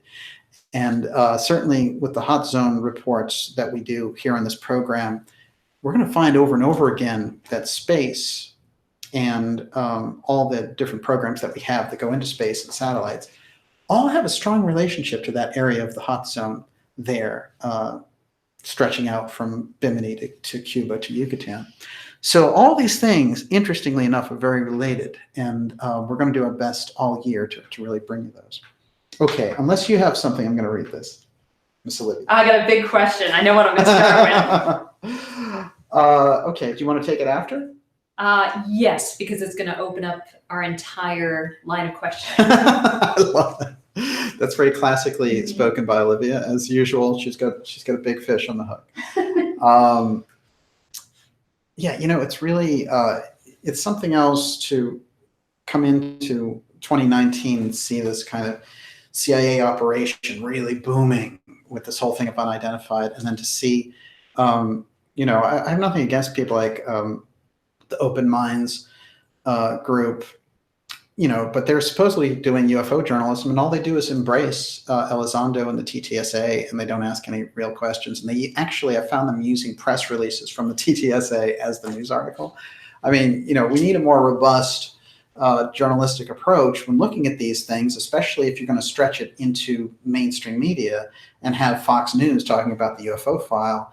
And, you know, we have people like Elizondo floating past all the tough questions that he would get ordinarily in the UFO community to, you know, really getting this kind of rolled out the red carpet through people like Coast and all the rest. And MUFON, you know, MUFON doesn't care as long as they make a buck, obviously. And now we have Elizondo on these shows like CNN and Fox and all the rest of it saying like, I know, and now he has his own series. This is getting ridiculous. I mean, it's really out of hand, and we need a reality check. And, you know, what is that line, which is the world needs a wake-up call? I guess, you know, they needed to be found. Well, we need standards for everything. Yes. That is just what is so lacking. Absolutely. And alternative or independent media need standards. Yeah, well, the whole point, really, when you get into the independent media, is that the mainstream media was lying, wasn't giving people the truth. And the growth of the independent media was as an alternative to the lying media that was controlled by pharmaceutical companies and, you know, Ford Corporation ads and all the rest of it. So when we get to a point in alternative media, on the independent side, where we're just embracing the CIA, what's the point? What's the point, really, when you think about it? You know, those journalists might as well just retire and save whatever name that they have left.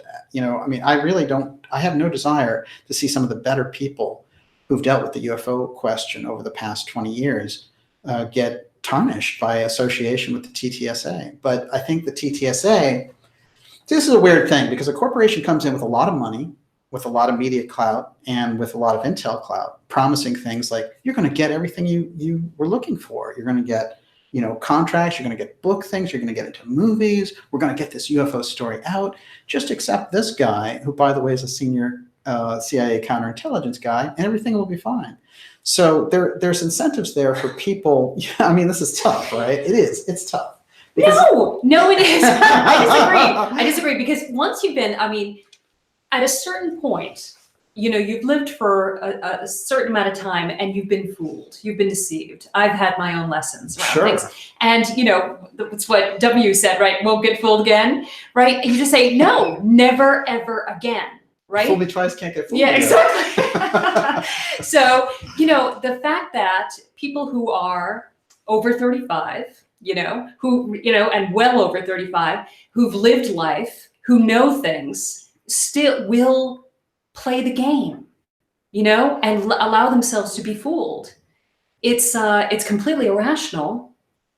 Yeah, it is actually. It's a great point. Actually, there's no excuse for it. I think the tough thing is that in general society, research around the UFO file has not been well supported. So I'm saying that a lot of those authors, I feel, maybe they felt that they didn't get the respect or they didn't get the money or they didn't get the prestige or whatever it was. And so when they see an opportunity to do that, even though it comes through the CIA, they kind of grasp Yes, it. exactly. Yeah, and that's unfortunate because it's a failure of character ultimately, in my opinion, and it's also them dangling the carrot. Mm-hmm.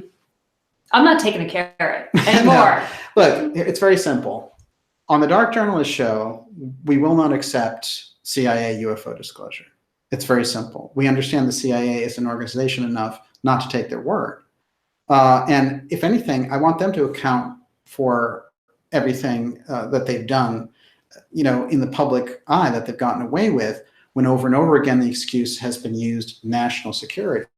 And that includes the Iraq War and Iran-Contra, the JFK assassination, Watergate. These are things that need to be accounted for by those organizations. We don't need to expand their mandate to controlling the public impression of the UFO file through an entertainment company. You have to really understand what the op is. And I think when we get into this juncture, when we get into this point of it, it's such a precipice that if we don't spotlight it now, you know, before these people kind of control the way this is rolled out, it's a very dangerous situation, especially when you combine it with things like the space fence and all the rest of it. What do you got? Gigi says, throw the carrots in the trash. I couldn't agree more. Okay, look, Harry Truman set up the CIA in 1947 as part of the National Security Act. In 1963, November 22nd, President Kennedy was assassinated. President Kennedy tried on a number of occasions to get the truth wrangled out of the CIA about the UFO file, and also tried to get the power of the UFO file out of their hands, and also try to rein them in from causing basically World War III. But they had their plans set, and he was really a huge obstacle because, one, he was independently wealthy. Two, he was extremely deft politically, unbelievable. And three, like Trump, he had surprised the mainstream by getting elected. They thought, oh, he's too young, he's Catholic, and all the rest.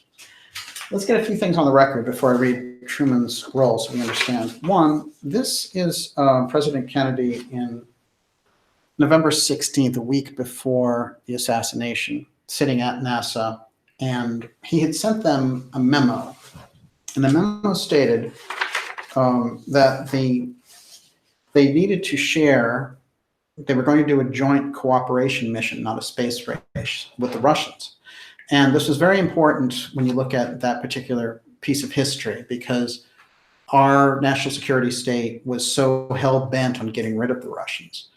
So when we look at Kennedy saying we're going to go to the moon with them as a way to inspire peaceful cooperation and move back, remember they had the Cuban Missile Crisis where they almost had a nuclear exchange there. So tensions were very high, and he understood as president we need to step back from this precipice, and that these people are power mad, and also that they've been getting us, the regular public policymakers, the leadership, into trouble.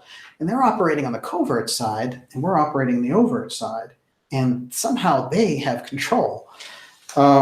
Kennedy fired Allen Dulles, who was the director of the CIA since 1953, and really was the sacred cow of all the things that they got away with. Of course, Dulles' brother was Secretary of State John Foster Dulles, and that family just had an incredible stranglehold over our foreign policy. That's why so many of these things happened.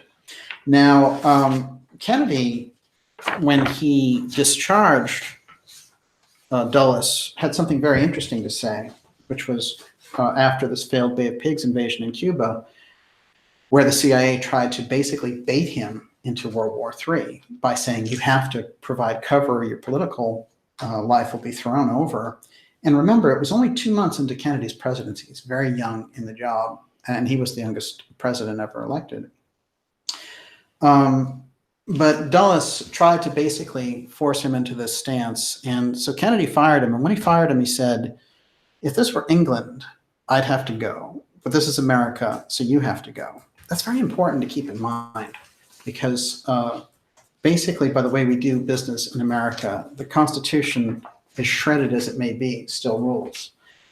But the CIA around the UFO file, especially Richard Bissell, who also got thrown out in this debacle, Bissell and Dulles definitely controlled the UFO file, and Kennedy's basically grasp to get it back meant he had to fire both of them in relation not only to the UFO file, but their deeds. Here's a document, so I want to get this on the record. National Security Action Memorandum number 271. There's no disputing this document because it's on file at the Kennedy Library, and it's called Cooperation with the USSR on Outer Space Matters. November 12th, 1963, that's 10 days before the Kennedy assassination. It instructs NASA to that the United States and the Russians are going to work together and that we need to share to prepare this program for the following year where we're going to share all this. This is share, X-share. Think about it. That's the document. Anyone can look it up. It's a National Security Action Memorandum 271. Read it and we'll get something of an idea of this battle on the UFO file still going on some 55 years later. This document, which the CIA has never disputed, came out accidentally through a Freedom of Information Act request some 10 years ago that a school teacher made. It's a very unusual document that has been used over 40,000 reports. I'm going to read it briefly here. The memorandum to the director of the Central Intelligence Agency, November 12th, again the same day as the other one. President Kennedy. Subject, the classification review of all UFO intelligence files affecting national security. Quote, as I had discussed with you previously, I've initiated and have instructed James Webb, the head of NASA, to develop a program with the Soviet Union in joint space and lunar operations. It would be very helpful if you would have the high threat cases about UFOs reviewed with the purpose of identification of bona fide as opposed to classified CIA and US Air Force sources. It's important that we make a clear distinction between the knowns and unknowns in the event the Soviets try to mistake our extended cooperation as a cover for intelligence gathering of their defense and space programs. He basically gives them till February to do this. This is 10 days before he is assassinated. So basically he's saying your reign over the UFO file is over. Give me the high threat cases, give me the other cases. We're going to share them with the Russians and we're going to work this out together. So that's a huge contributing factor to why they felt they needed to get rid of him. Now, on this program, we had Watergate lawyer Douglas Caddy, and Douglas Caddy revealed for the first time that his friend, who was E. Howard Hunt, who was the super spy for the CIA, had told him before he went to prison for Watergate that Kennedy was assassinated because of the UFO file, because he wanted to share the UFO file. It's a very interesting high-level confession by a CIA officer to his friend, and some people say his best friend. And I think Caddy's role there as a historical figure is unimpeachable. And I have that episode up on this channel if anyone wants to see it. But this, again, we have the context of the CIA and the push-pull between X-Protect and X-Share. the Kennedy assassination is a crucial piece of it because whatever was going on, that deep state aspect had to reach in and actually remove a president in order to further their plans. They have, when this has come up again in Richard Nixon, he got removed through Watergate. He had the same type of tussle with the CIA. He thought he could control them, but he couldn't, as we've reported here before. And President Reagan, the way they dealt with him was that they basically played into this idea that UFOs were a threat. And so he wanted that information too. So we've had that over and over again, and we always see the CIA trying to block or cast aspersions when a president wants to meet alone without his advisors with his Russian counterpart. This happened recently with President Trump and President Putin. So that means that they can't get their hands on or manipulate those conversations. And when they discuss the UFO file, they get on a roll themselves, and the presidents start to overpower this intelligence role that's going on, so the intelligence people don't control it anymore. This is basically the nature of the problem. A few quick excerpts from Harry Truman so that we understand the impact of what the CIA is and why it can't be trusted in relation to the UFO file, whether it's Luis Elizondo's TTSA or whether it's in relation to programs that they're going to roll out getting in here, and how over the past 70 years, basically their main thing has been to whitewash the entire UFO issue on one hand, and also to intimidate witnesses that might expose that wall of secrecy. So what we need, in essence, is to get at the truth in relation to this. I'll remind everyone you're watching the Dark Journalist Show. It's episode number 51. We're covering the CIA and the UFO file. And interestingly enough, TTSA keeps coming up. What do you make of that? All right, so here are the quotes from Harry Truman. Remember, 1 month to the day after the Kennedy assassination, and also remember that former President Truman had, in fact, he created the CIA. He created the Frankenstein monster. Unfortunately, he lived to rue the day he had ever done it. Okay. Quote, I think it has become necessary to take another look at the purpose and operations of our Central Intelligence Agency. At least I would like to submit here the original reason why I thought it necessary to organize this agency during my administration, what I expected it to do, and how it was to operate as an arm of the president. And what he goes on to describe here is how it was sort of a crazy situation after World War II, and there was intelligence coming from everywhere. And he thought one central agency, would be able to take all the intelligence reports and prepare something for the president to give to him. Boy, doesn't that sound a whole lot different from what they did? I mean, it's so off the charts. How on earth did they get all this power? This is crazy, and they're completely extra-constitutional. Let's keep rolling. Their collective information reached the president all too frequently in conflicting conclusions. That's why. So there were these different agencies giving him different information. That's why he created it. At times, the intelligence reports tended to be slanted to conform to established positions of a given department. This became confusing, and what's worse, such intelligence is of little use to a president in reaching the right decisions. So he's giving us the background of where his thinking was from. Therefore, I decided to set up a special organization charged with collection of all intelligence reports from every available source. Absolutely crucial. I wanted and needed the information in its natural, raw state, and in as comprehensive a volume as was practical for me to make full use of it.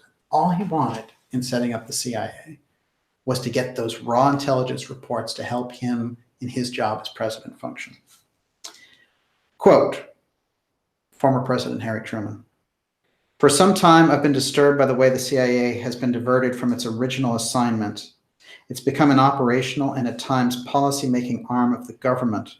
This has led to trouble and may have compounded our difficulties in several explosive areas. Executive action comes to mind.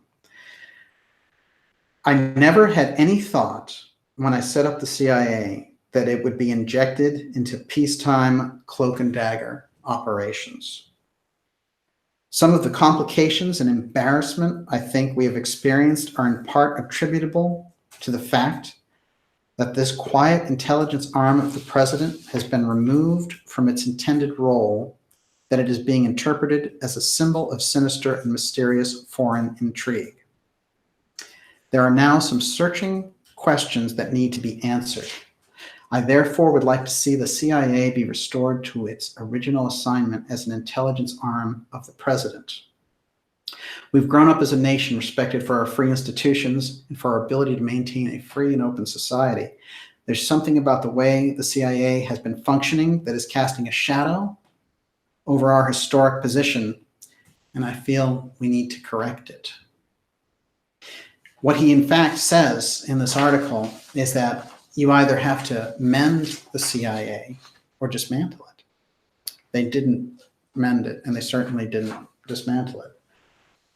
Kennedy, to Arthur Schlesinger, who was his trusted family aide and his biographer and a great writer in his own right, he said, look, we need to smash the CIA into 1,000 pieces and scatter the ashes to the wind because they represent essentially their own government.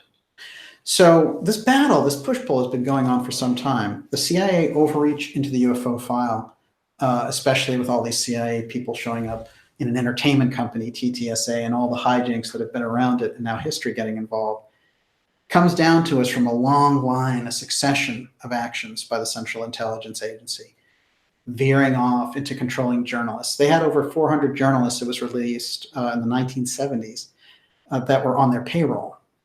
Once we got into 9/11 and all the rest of it, the figure's probably so much higher, we can't even imagine. But we've also seen the CIA invade Hollywood entertainment and all the rest of it. So at least, like Harry Truman said, the buck stops here. At least here, the buck stops. We're not going to go along with a CIA narrative of disclosure, the History Channel and Elizondo, senior counterintelligence, and the racks and racks of CIA people behind this endeavor. Now, interestingly enough, someone very interesting took the very same perspective, but it was 2006. And Olivia, I think you have that clip.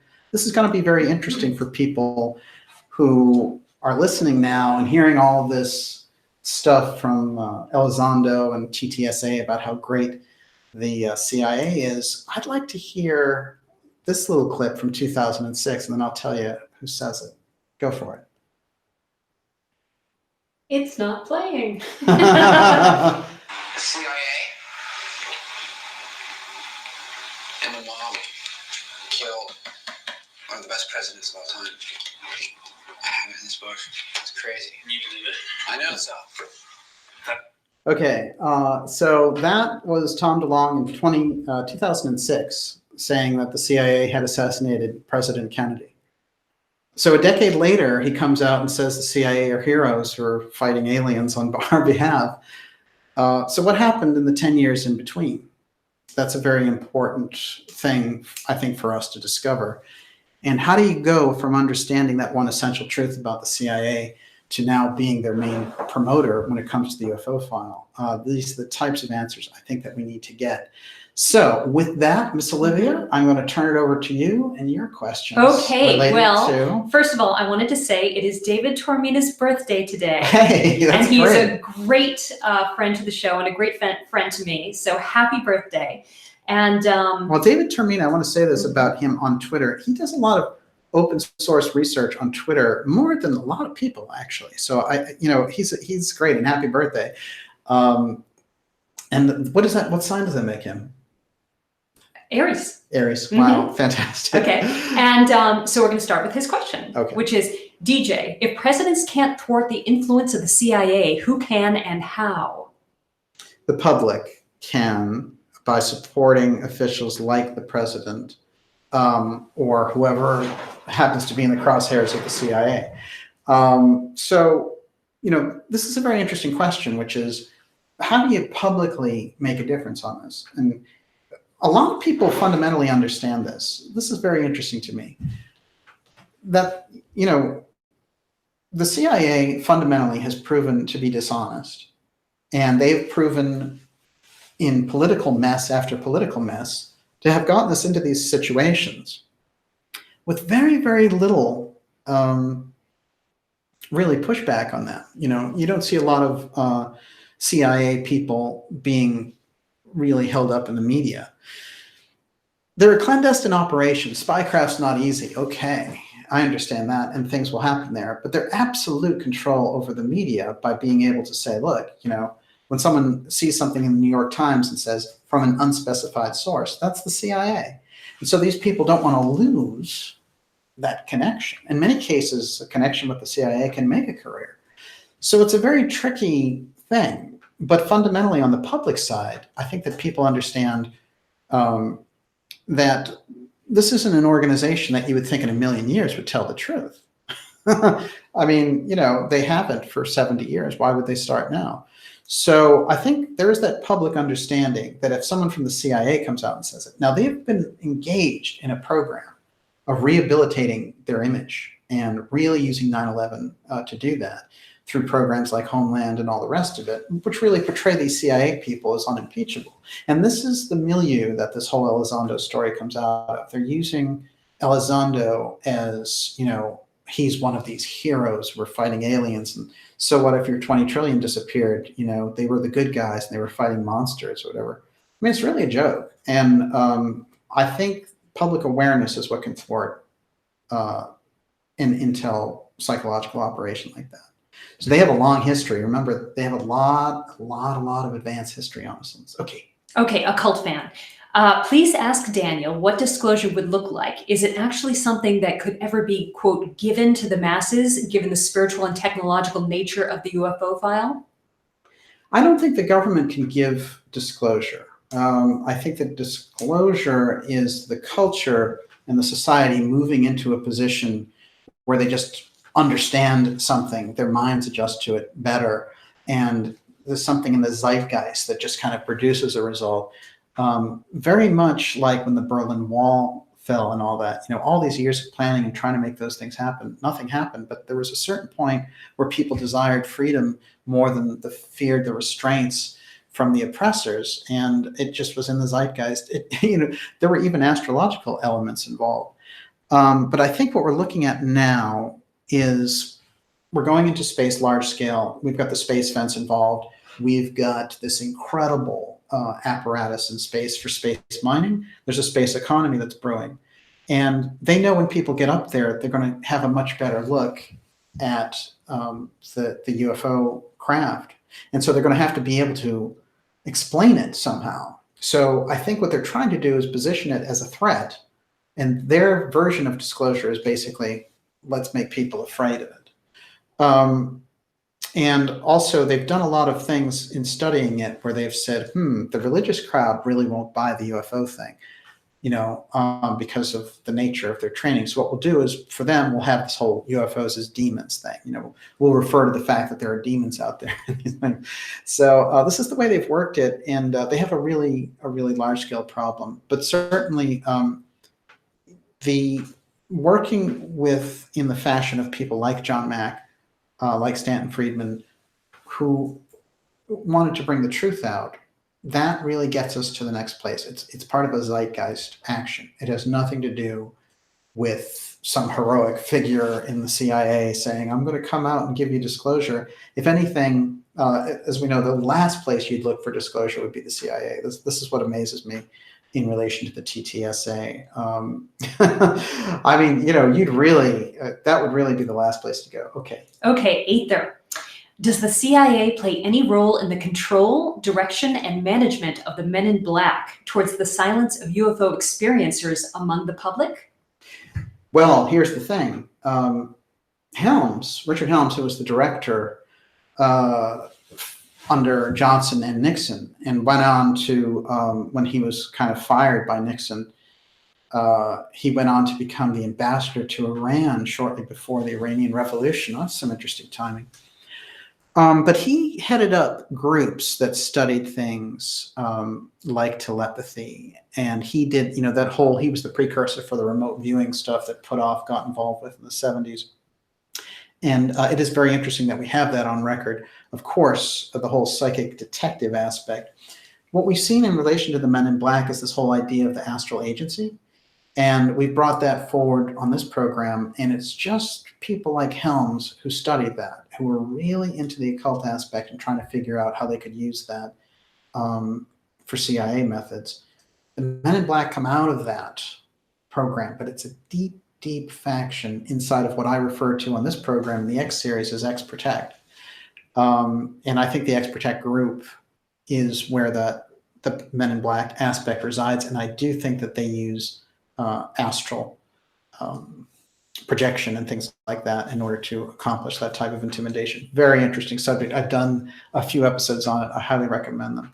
And I want to remind everyone, you're watching the Dark Journalist show. We are back with episode X51 of the X series. And we're talking tonight about the CIA and the UFO file and their incredibly long history. And there's been a lot of facts that I've had to dish out tonight so people get kind of awakened to the fact that this group, with all of these CIA people embedded in it, are not a good place to look for any kind of official UFO disclosure, and that the politics around it are off the charts. I mean, we have Trump on one hand with the whole Space Force notion, and we had the whole Hillary aspect, and she was going to roll in with Elizondo's operation. And what happened when she didn't get in, I think there was a lot of consternation and a lot of talk among her and Podesta and all the rest of it. I know I have some pictures here. This is Podesta with DeLong and Peter Levenda, who they hired to do some books. And, and you're Peter Levenda, if you're a writer, what do you do? But this was very heavily reported on during the 2016 election. There's one there. Let's see if I can get a shot of this here. Take a good look at that. And what it says is very interesting. It says, why is Blink-182's Tom DeLonge emailing Hillary Clinton's chief of staff about UFOs? Podesta not only served the Clintons in the 90s, but he was also chief of staff under Obama. So he has those deep, deep roots. And the Podesta operation was the Democratic version of this disclosure parody, which got rolled out anyway, even though she didn't get in as president. But getting it rolled out while Trump is in there is very strange. That's why the TTSA is so weird and so awkward. And so Trump, from his side, is saying, I have a Space Force. That's how he's going to get his control of the UFO file. Their op is to say, we're freedom fighters, we're whistleblowers, and we're coming out with this great truth. And the conversation can start with us, even though the conversation's been out there for 75 years or more. Really, they're thinking that a lot of marketing and a lot of entertainment and a lot of intel backing can get them over the finish line on this. And I think that when you get right down to it, they're sorely mistaken. The other thing is they always tout Harry Reid as a big part of this. Remember, Harry Reid supposedly authorized the $22 million for the ATIP program. But in fact, that money went to Bigelow Aerospace, who was a big Harry Reid supporter there in Nevada. That's just how politics works. And try to tout Harry Reid as a big transparency hero. Let's take a little walk down memory lane with Harry Reid. Memory lane with Harry Reid. What was he doing there in 2014? He was the one obstacle standing in the way of the Audit the Fed movement. Now, interestingly enough, in the 1990s, Harry Reid was a big champion saying we have to audit the Fed and all the rest of it. But he became the fundamental block when they had enough votes in the Senate during 2013 and 2014 under Obama. There were Republican groups that wanted it because of the whole Ron Paul effect from the 2012 election. That was huge when he would question Ben Bernanke and say, will you give me the names of these banks you gave all the bailout money to? And Bernanke would sit there and go, no. So there was really the need for the Fed to get audited. And the man who blocked it was Reid, who was the Senate Majority Leader. He was the Democrat head, and the Democrats controlled the Senate. So why would this guy want UFO disclosure when he doesn't want Fed disclosure? It doesn't add up. Let's think Not about at that. all. Okay, keep rolling. Okay. Najab was actually asking, what is Harry up to these days? Do you know? Well, see, this is the other interesting thing, which is he's a retired senator. And even though he blows his mouth off about UFOs or whatever now that he's not in office, look, ex-senators can say what they want. There's no ramifications. When you are a senator, there are ramifications. You have donors. You have all these different forces on you. And so the game is very, very different. So he can say anything he wants. He can say he went to the moon. It's not really going to matter. But if he was a sitting senator, if he was still the Senate Majority Leader and he was rolling out this operation, then it would be a totally different game. You'd see much more of a huge kerfuffle going on. Let's put it that way. I also wanted to point out, of course, when we covered this when it came up, but DeLonge's agency, of course, is running in the red over $37 million. That's been widely reported, even in mainstream news. And their explanation is, oh, you don't understand how startups work, man. We're supposed to be in debt. Well, man, you know, kind of. But at the same time, you know, that kind of money, being in debt, that kind of money in your first year is pretty substantial. You don't need to Yeah. tell the truth is free. Yeah, right. How about You don't that? need to go into debt for that. Absolutely. I really feel that that's another telltale sign about the types of pressures involved. And, you know, I have to say this, you know, I would never in a million years want to impugn the characters of any of the UFO journalists out there. But, you know, look, Harry Reid is good friends with Bigelow, the billionaire Bigelow, and good friends with George Knapp. So maybe, you know, can you really blow apart your friend's operation?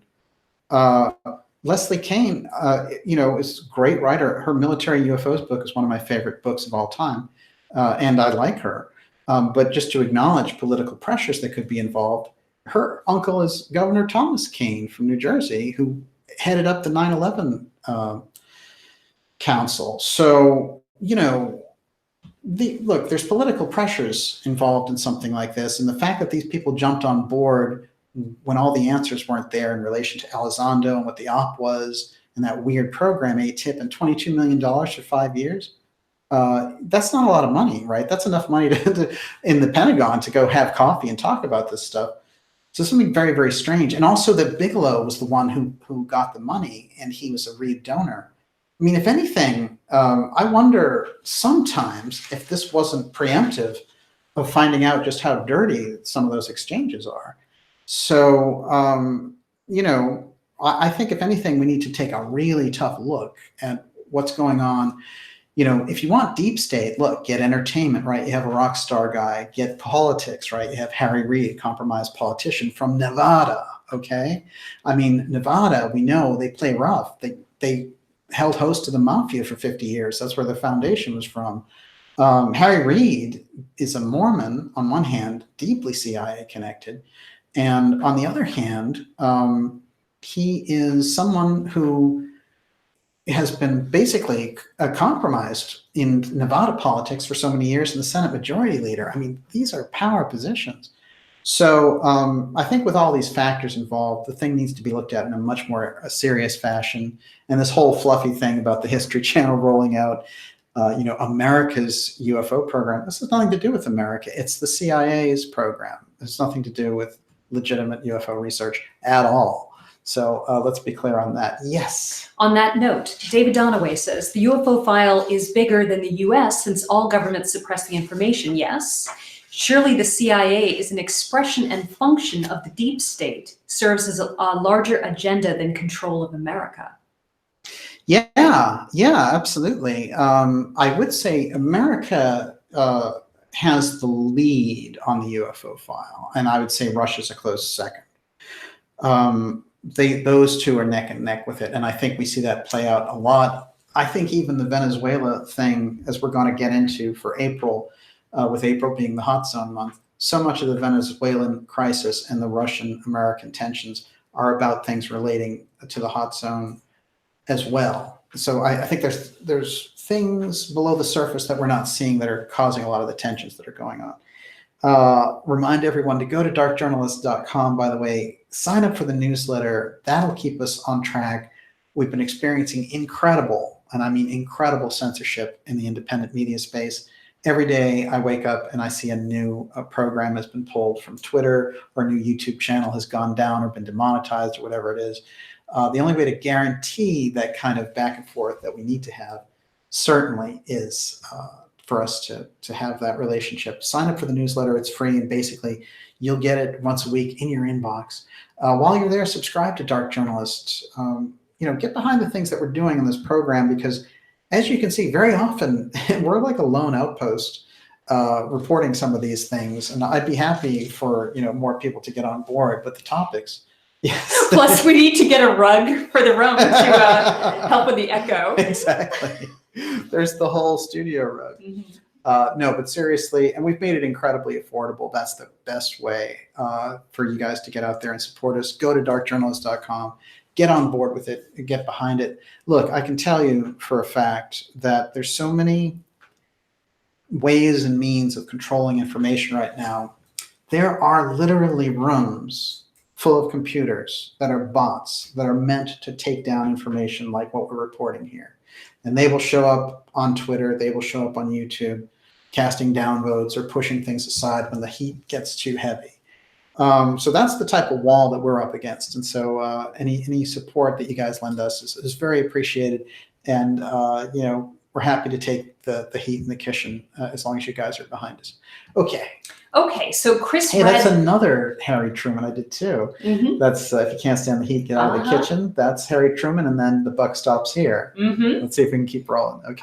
Chris Radzian wants to know, what is Jim Semivan's role in TTSA? Well, he's one of the major players, certainly, and they assign them these different roles. The roles are kind of ridiculously overblown. You know what they have to say, actually, I find fascinating. They say that his role, Elizondo's role, is the head of global security. It's an entertainment company. Global security. Think about that. Wow. Not even local security, global. He's the guardian of the world. With a soul patch. I didn't say that, but yes, it's true. But what I do find interesting about that is, when you look at their incorporated charter, they're an entertainment company. So what are they doing calling him the global security, grand poobah? It doesn't make any sense. So a lot of the roles that they assign, it seems to me that a lot of the titles have these kind of overblown qualities, like director of science, TTSA, as far as we can tell, the only thing that they've ever come forward with, we've seen those incredibly compromised videos, the things that turns out, some of them turned out to be basically the effect on the lens. We've done programs on that. A lot of the things that they said were breakthrough videos had already come out in 2007 and been on YouTube even. So they have not really brought forth anything. The only thing that they've brought forth is an incredible CIA presence in the UFO community that's been backed up, and an incredible marketing push, which is backed up by a lot of money. And the stock offering thing where they said, hey, we're going to build a lighter than air, craft, and we're going to do all this stuff. And they raised $2 million to do that. They probably used that to make the TV program that Elizondo's in right now. I mean, come on, we really have to be real about these things.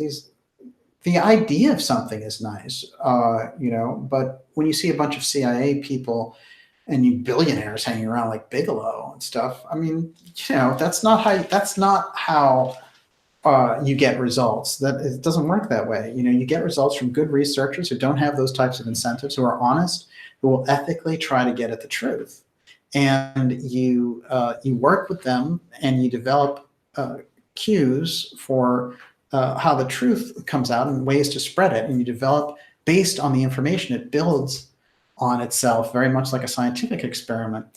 The idea that you can get some kind of easy cakewalk on this stuff from a government agency through an entertainment company that's using an entertainment figure like DeLonge is really off the wall. And but it seems like I think that they are trying to do the kind of like instant coffee thing. It's like they're trying to make it just quick and easy and go down easy. By the way, forget about the missing trillions and forget about the 75 years of this agency, skirting the law. So I think that, and not only that, but think about the researchers that were involved all the way back to Morris Jessup, who died under mysterious circumstances, James McDonald, Mac Tonnies. There's so many people who died studying UFOs under mysterious circumstances. John Mack, probably. John Mack, absolutely. And I was fortunate enough to meet Mac, and I think that people like that do make a huge impression. on you with the work that they do. So I think I understand, or I have a window into that world. Going between, on one hand, somebody like Peter Del Scott, who doesn't deal with UFOs at all, but he's dealing with the deep state. He originated the term, and he understands that whole how that machinations of the CIA work. And then somebody like Mac coming in from Harvard and saying, we need to get at the truth of what is going on here. We need to bring this type of information together, and I hope that that's something that we do well on this show. Yes, Miss Olivia. Thomas Tyson says, quote, "Politics is the entertainment arm of the military-industrial complex." That's Frank Zappa. Pretty good. So Brendan Fisher said, does head of global security mean head of X-Protect? That's pretty good. I think that I have a potentially explosive story in relation to Elizondo and his past. And I was going to bring it out tonight, but because I was contacted by the person who was the subject of it, I think I may be able to go even deeper with it. So will give us a better idea of Elizondo and what it'll probably get him to open up about what he was doing exactly as a special agent CIA officer. But on the other hand, I do feel that things like X-Protect operate inside the milieu of the CIA. So but remember, I think in terms of that aspect, it's really deep in the program. So people that are willing to come forward and say, I'm a CIA agent and I'm interested in getting this out, they don't make great candidates for X-Protect. Okay. Jonathan Paul de Veerville, what must the American people do to pull back the veil of the 70-year lie to reveal the truth? That's good. That's really what we need to be thinking about. My own answer is to, you can bring transparency to it by working with the material that's available and expanding it. That is, we understand there are researchers who've gone into sightings, who have kind of raised it. The thing is, it's all about public awareness because, look, the UFO thing doesn't go away. There are sightings all over the world all the time. And when we raise the consciousness about it and we get it to be part of the zeitgeist, we can bring forward deeper answers.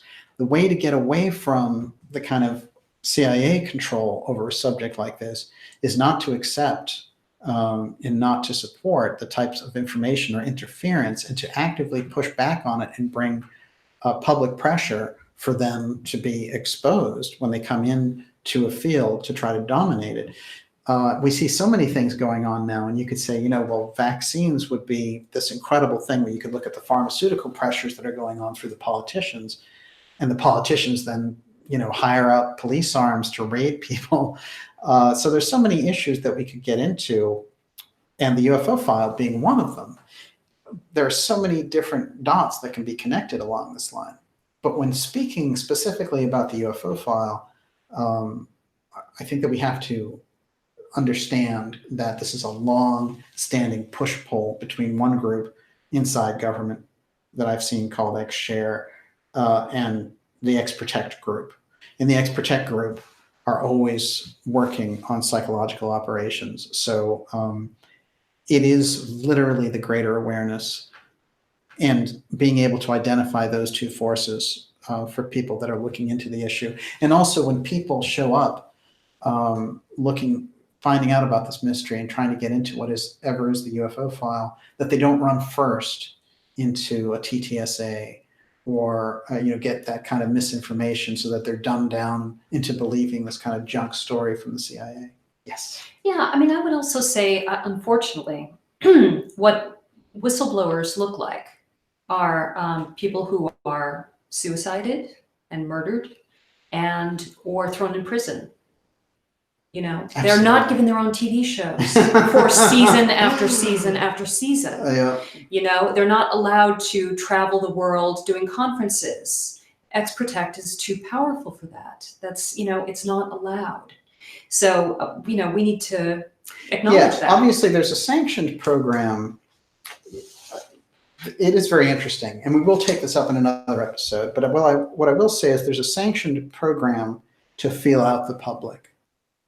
That is something that exists for information gathering on both sides. So sometimes when these things happen, we don't always know who's rolling them out. When you see so many people show up around TTSA in a group like that with so many intelligence connections, it's pretty obvious that it's the CIA-run operation. I mean, in this case, they're being blatant about it, which I find very fascinating.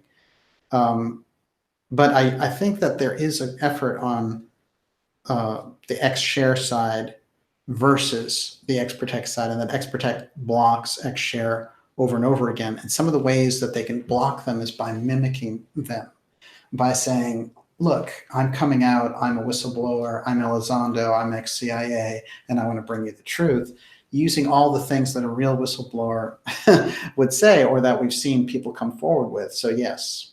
Yeah, but the proof is in the pudding. Absolutely. I mean, nothing's happened to him, you know? Oh, absolutely, yeah. Mm-hmm.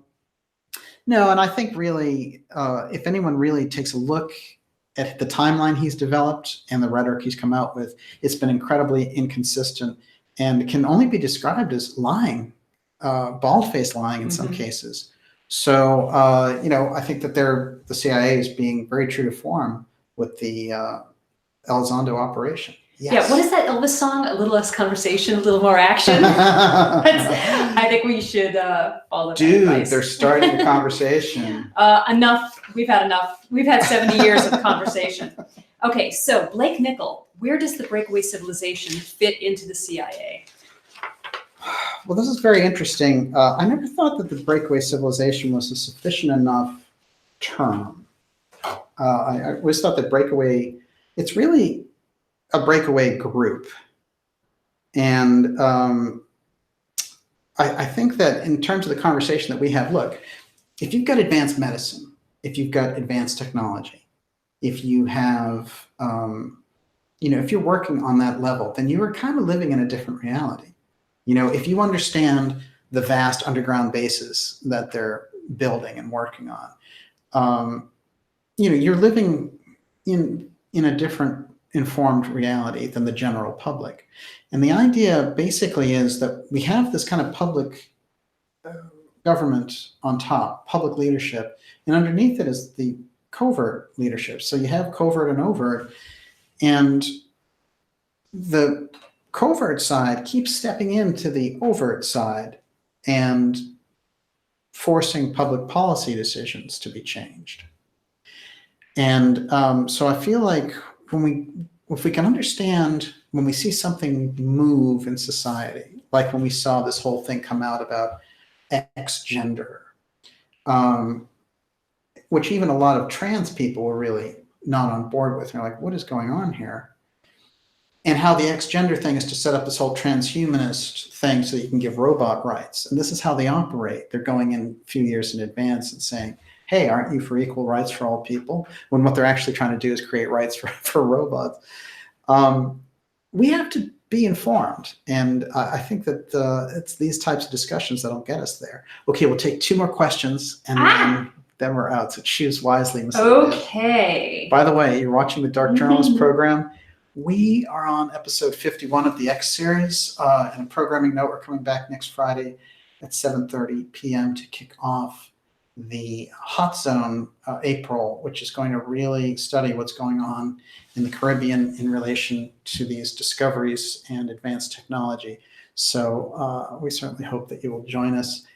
Remember to go to darkjournalist.com, sign up for the newsletter, get on board so we can kind of stay in touch and bypass so many of the things that are going on the social media front. Yes. Okay, so David Donaway and Urban Degenerate both had the same question. Basically, who's the CIA working for? Who is running the CIA? Many people have asked that question. I think it is worthy of note. By the way, that name made me think of Ellen DeGeneres. I want to say this about the CIA. A lot of people don't understand this, but the CIA, when it was developed, had a branch that got completely out of hand, and they started to manipulate elections, especially the Italian elections in 1948. And then they were involved in something which, was like sabotage and I think blowing up trains and things like that. So Truman was like, look, just get those people back under our wing.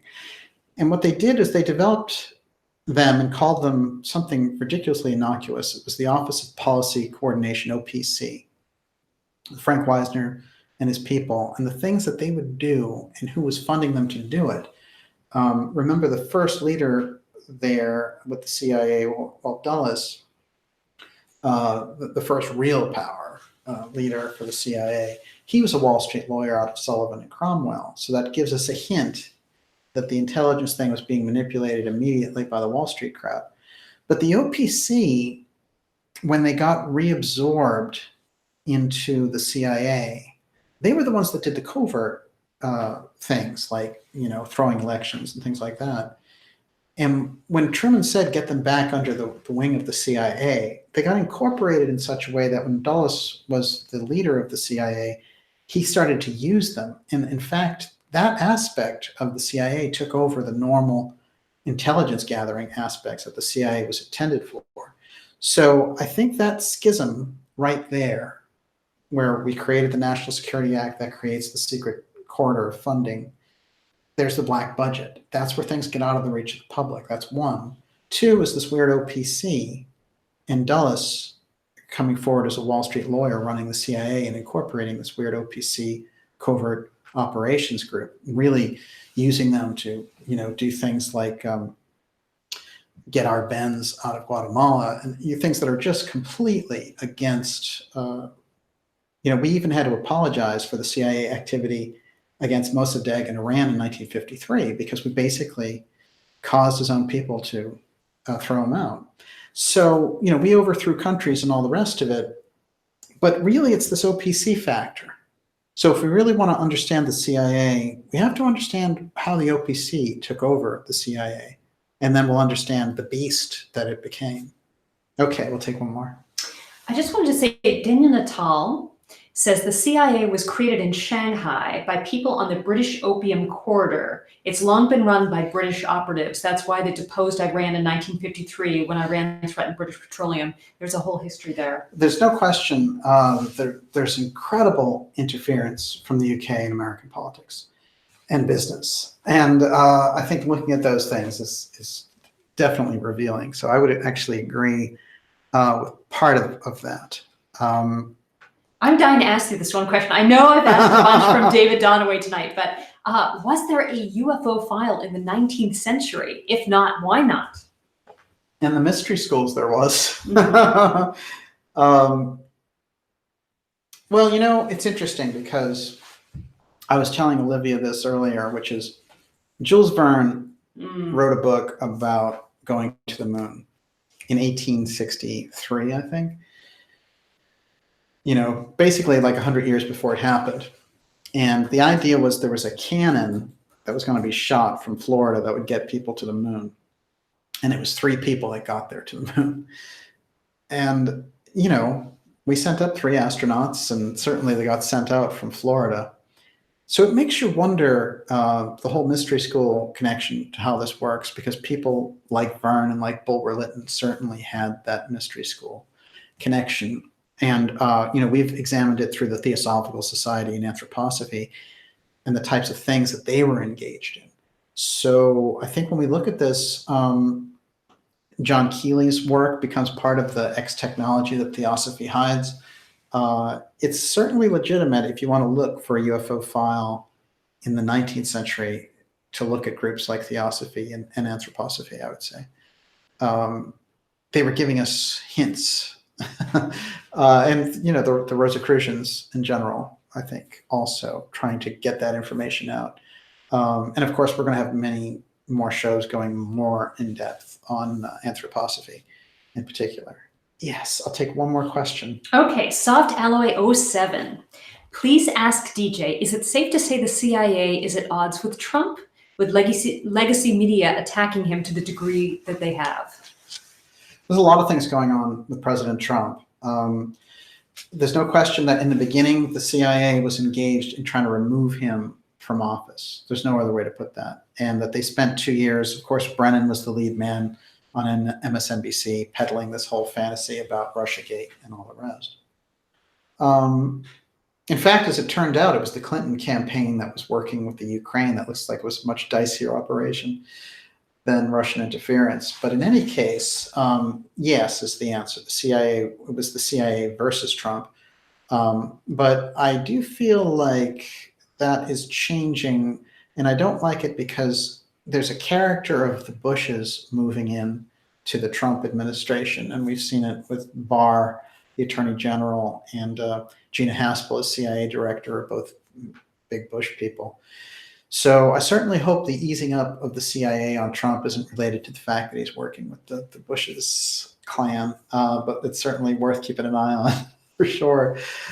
Fantastic. Wow. Incredible crowd tonight. Incredible questions. And we definitely will keep an eye, as promised, on these developments of the CIA developing this kind of disclosure cult in the middle of this entertainment company. We've presented a number of facts tonight, and there's more coming forward, but I think we need to get our head on straight about groups like the To the Stars Academy, which is largely an entertainment company now controlled by CIA forces.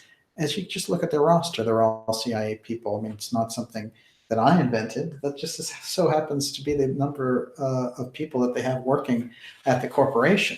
Now, one thing I did want to read, just so we're all on the same page, was their SEC filing.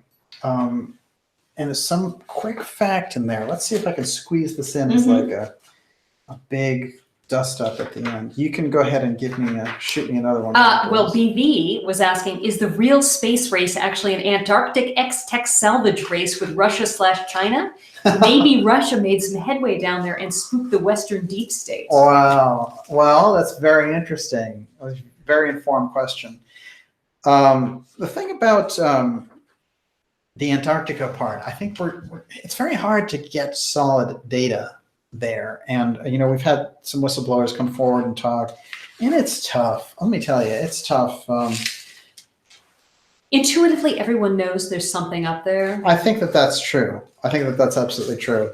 I would say, from my own perspective, that the big elephant in the room this year is what's happening in the hot zone, and it has a relation to Antarctica because they're both relating to a lost civilization and the kind of advanced technology related to that lost civilization. So I think in that sense, that's very true.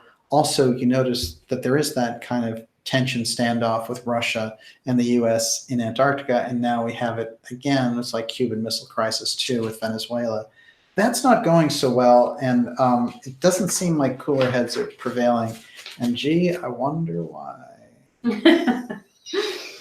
All right. Remember, I do want to say this in all seriousness, that we've had great patriots and great presidents try to battle the grasp for power and the abuse of power by this organization, most notably President Kennedy. And we can't forget the struggle that they had and help these guys remake their image with some kind of UFO heroes without accounting for the types of misdeeds that have taken place over 70 years. Any legitimate reporter seeing the UFO crouch into the UFO field would ask, what is the UFO's motivation? And that's what I'm asking tonight. I also challenge Luis Elizondo to come forward with the facts. If he wants to come forward with those facts with me here on this program or in some neutral venue, I highly recommend it. And I invite all those who have Elizondo on as a guest for his show to press him on the tough questions and his relationship with the Central Intelligence Agency post resigning from ATIP,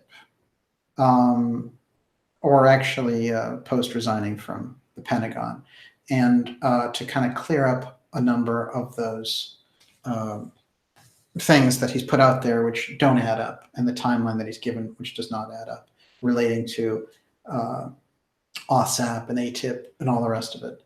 We're on to that. Whatever is the reason why there's been miscommunication and misleading statements there, we're on to it. As journalists, we're on to it. And you're going to have to answer one way or another. You might as well answer with me here. But I'll tell you this. In terms of the operation that's being hoisted upon the UFO community with TTSA, it's not going to go down easy in the sense of people not asking questions. Look at me, I'm one channel of many. So I think getting to the transparency and fessing up is a much better approach. And that's what I highly recommend. But at the same time, I don't expect it, because if others are going to give you a red carpet ride, I assume that somebody like Elizondo is, he's going to take it as far as it can go. But there's a lot of eyeballs on what you guys are up to. So I would recommend transparency, and I'd recommend honesty when it comes to that, especially since you have a corporation that's, on the market. It's SEC has deep eyes on it. So, I would definitely recommend a kind of transparency. Maybe you guys can get away with it by saying, hey, it's just entertainment. Well, good. Then let everyone in on the fact that it's just entertainment, and that you aren't risking your life by coming out and doing these shows. You've said that the only thing you've made by being involved with UFOs is enough to buy a new lawnmower. I don't believe that. I don't believe that that's a true statement. I think Elizondo has made a lot of money from doing this. So, and a lot of contacts and a lot of prestige and a lot of, there's a lot of things that go into this.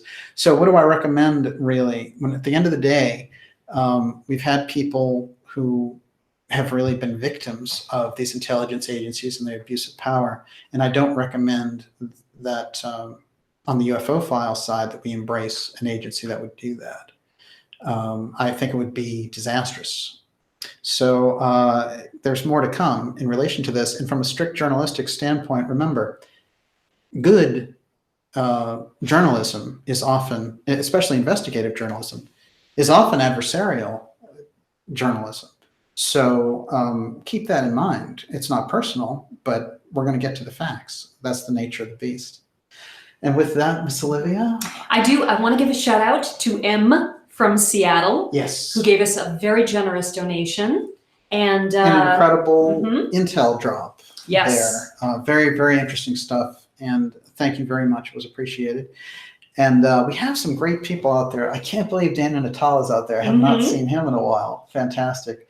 Denise, of course, a cult fan. And Bo Krills. Excellent. It's really terrific to see everyone out there.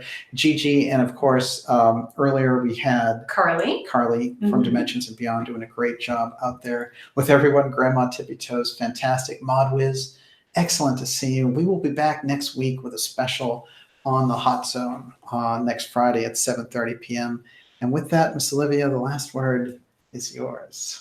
I'm going to start a diet. And so I'm going to tell you guys, it's spring, it's getting warmer, and it's time to eschew the pizza and have a salad. So sorry to say, it's salad time. How about that iced lemonada stuff? What is that? It's kind of like a lemon ice. That's pretty low calorie. I'll have water with lemon. It's time for the spring cleaning. I invite everyone in the chat to join me. You are going to be healthy and no fun. Yes, exactly. I'm always fun. Now I'll be fun and healthy. Fantastic. We will see you all next week. And it's been great having everyone here. And thanks so much while we're in the new studio. Better than the old studio, as they say. Yeah, we'll fix the echo. It has a little bit of a quality to it. They say it's sort of spooky.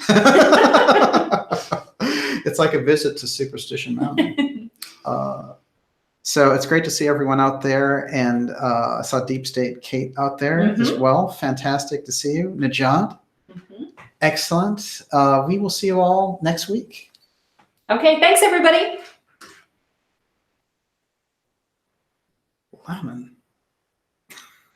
Well, the water, ice sounds good.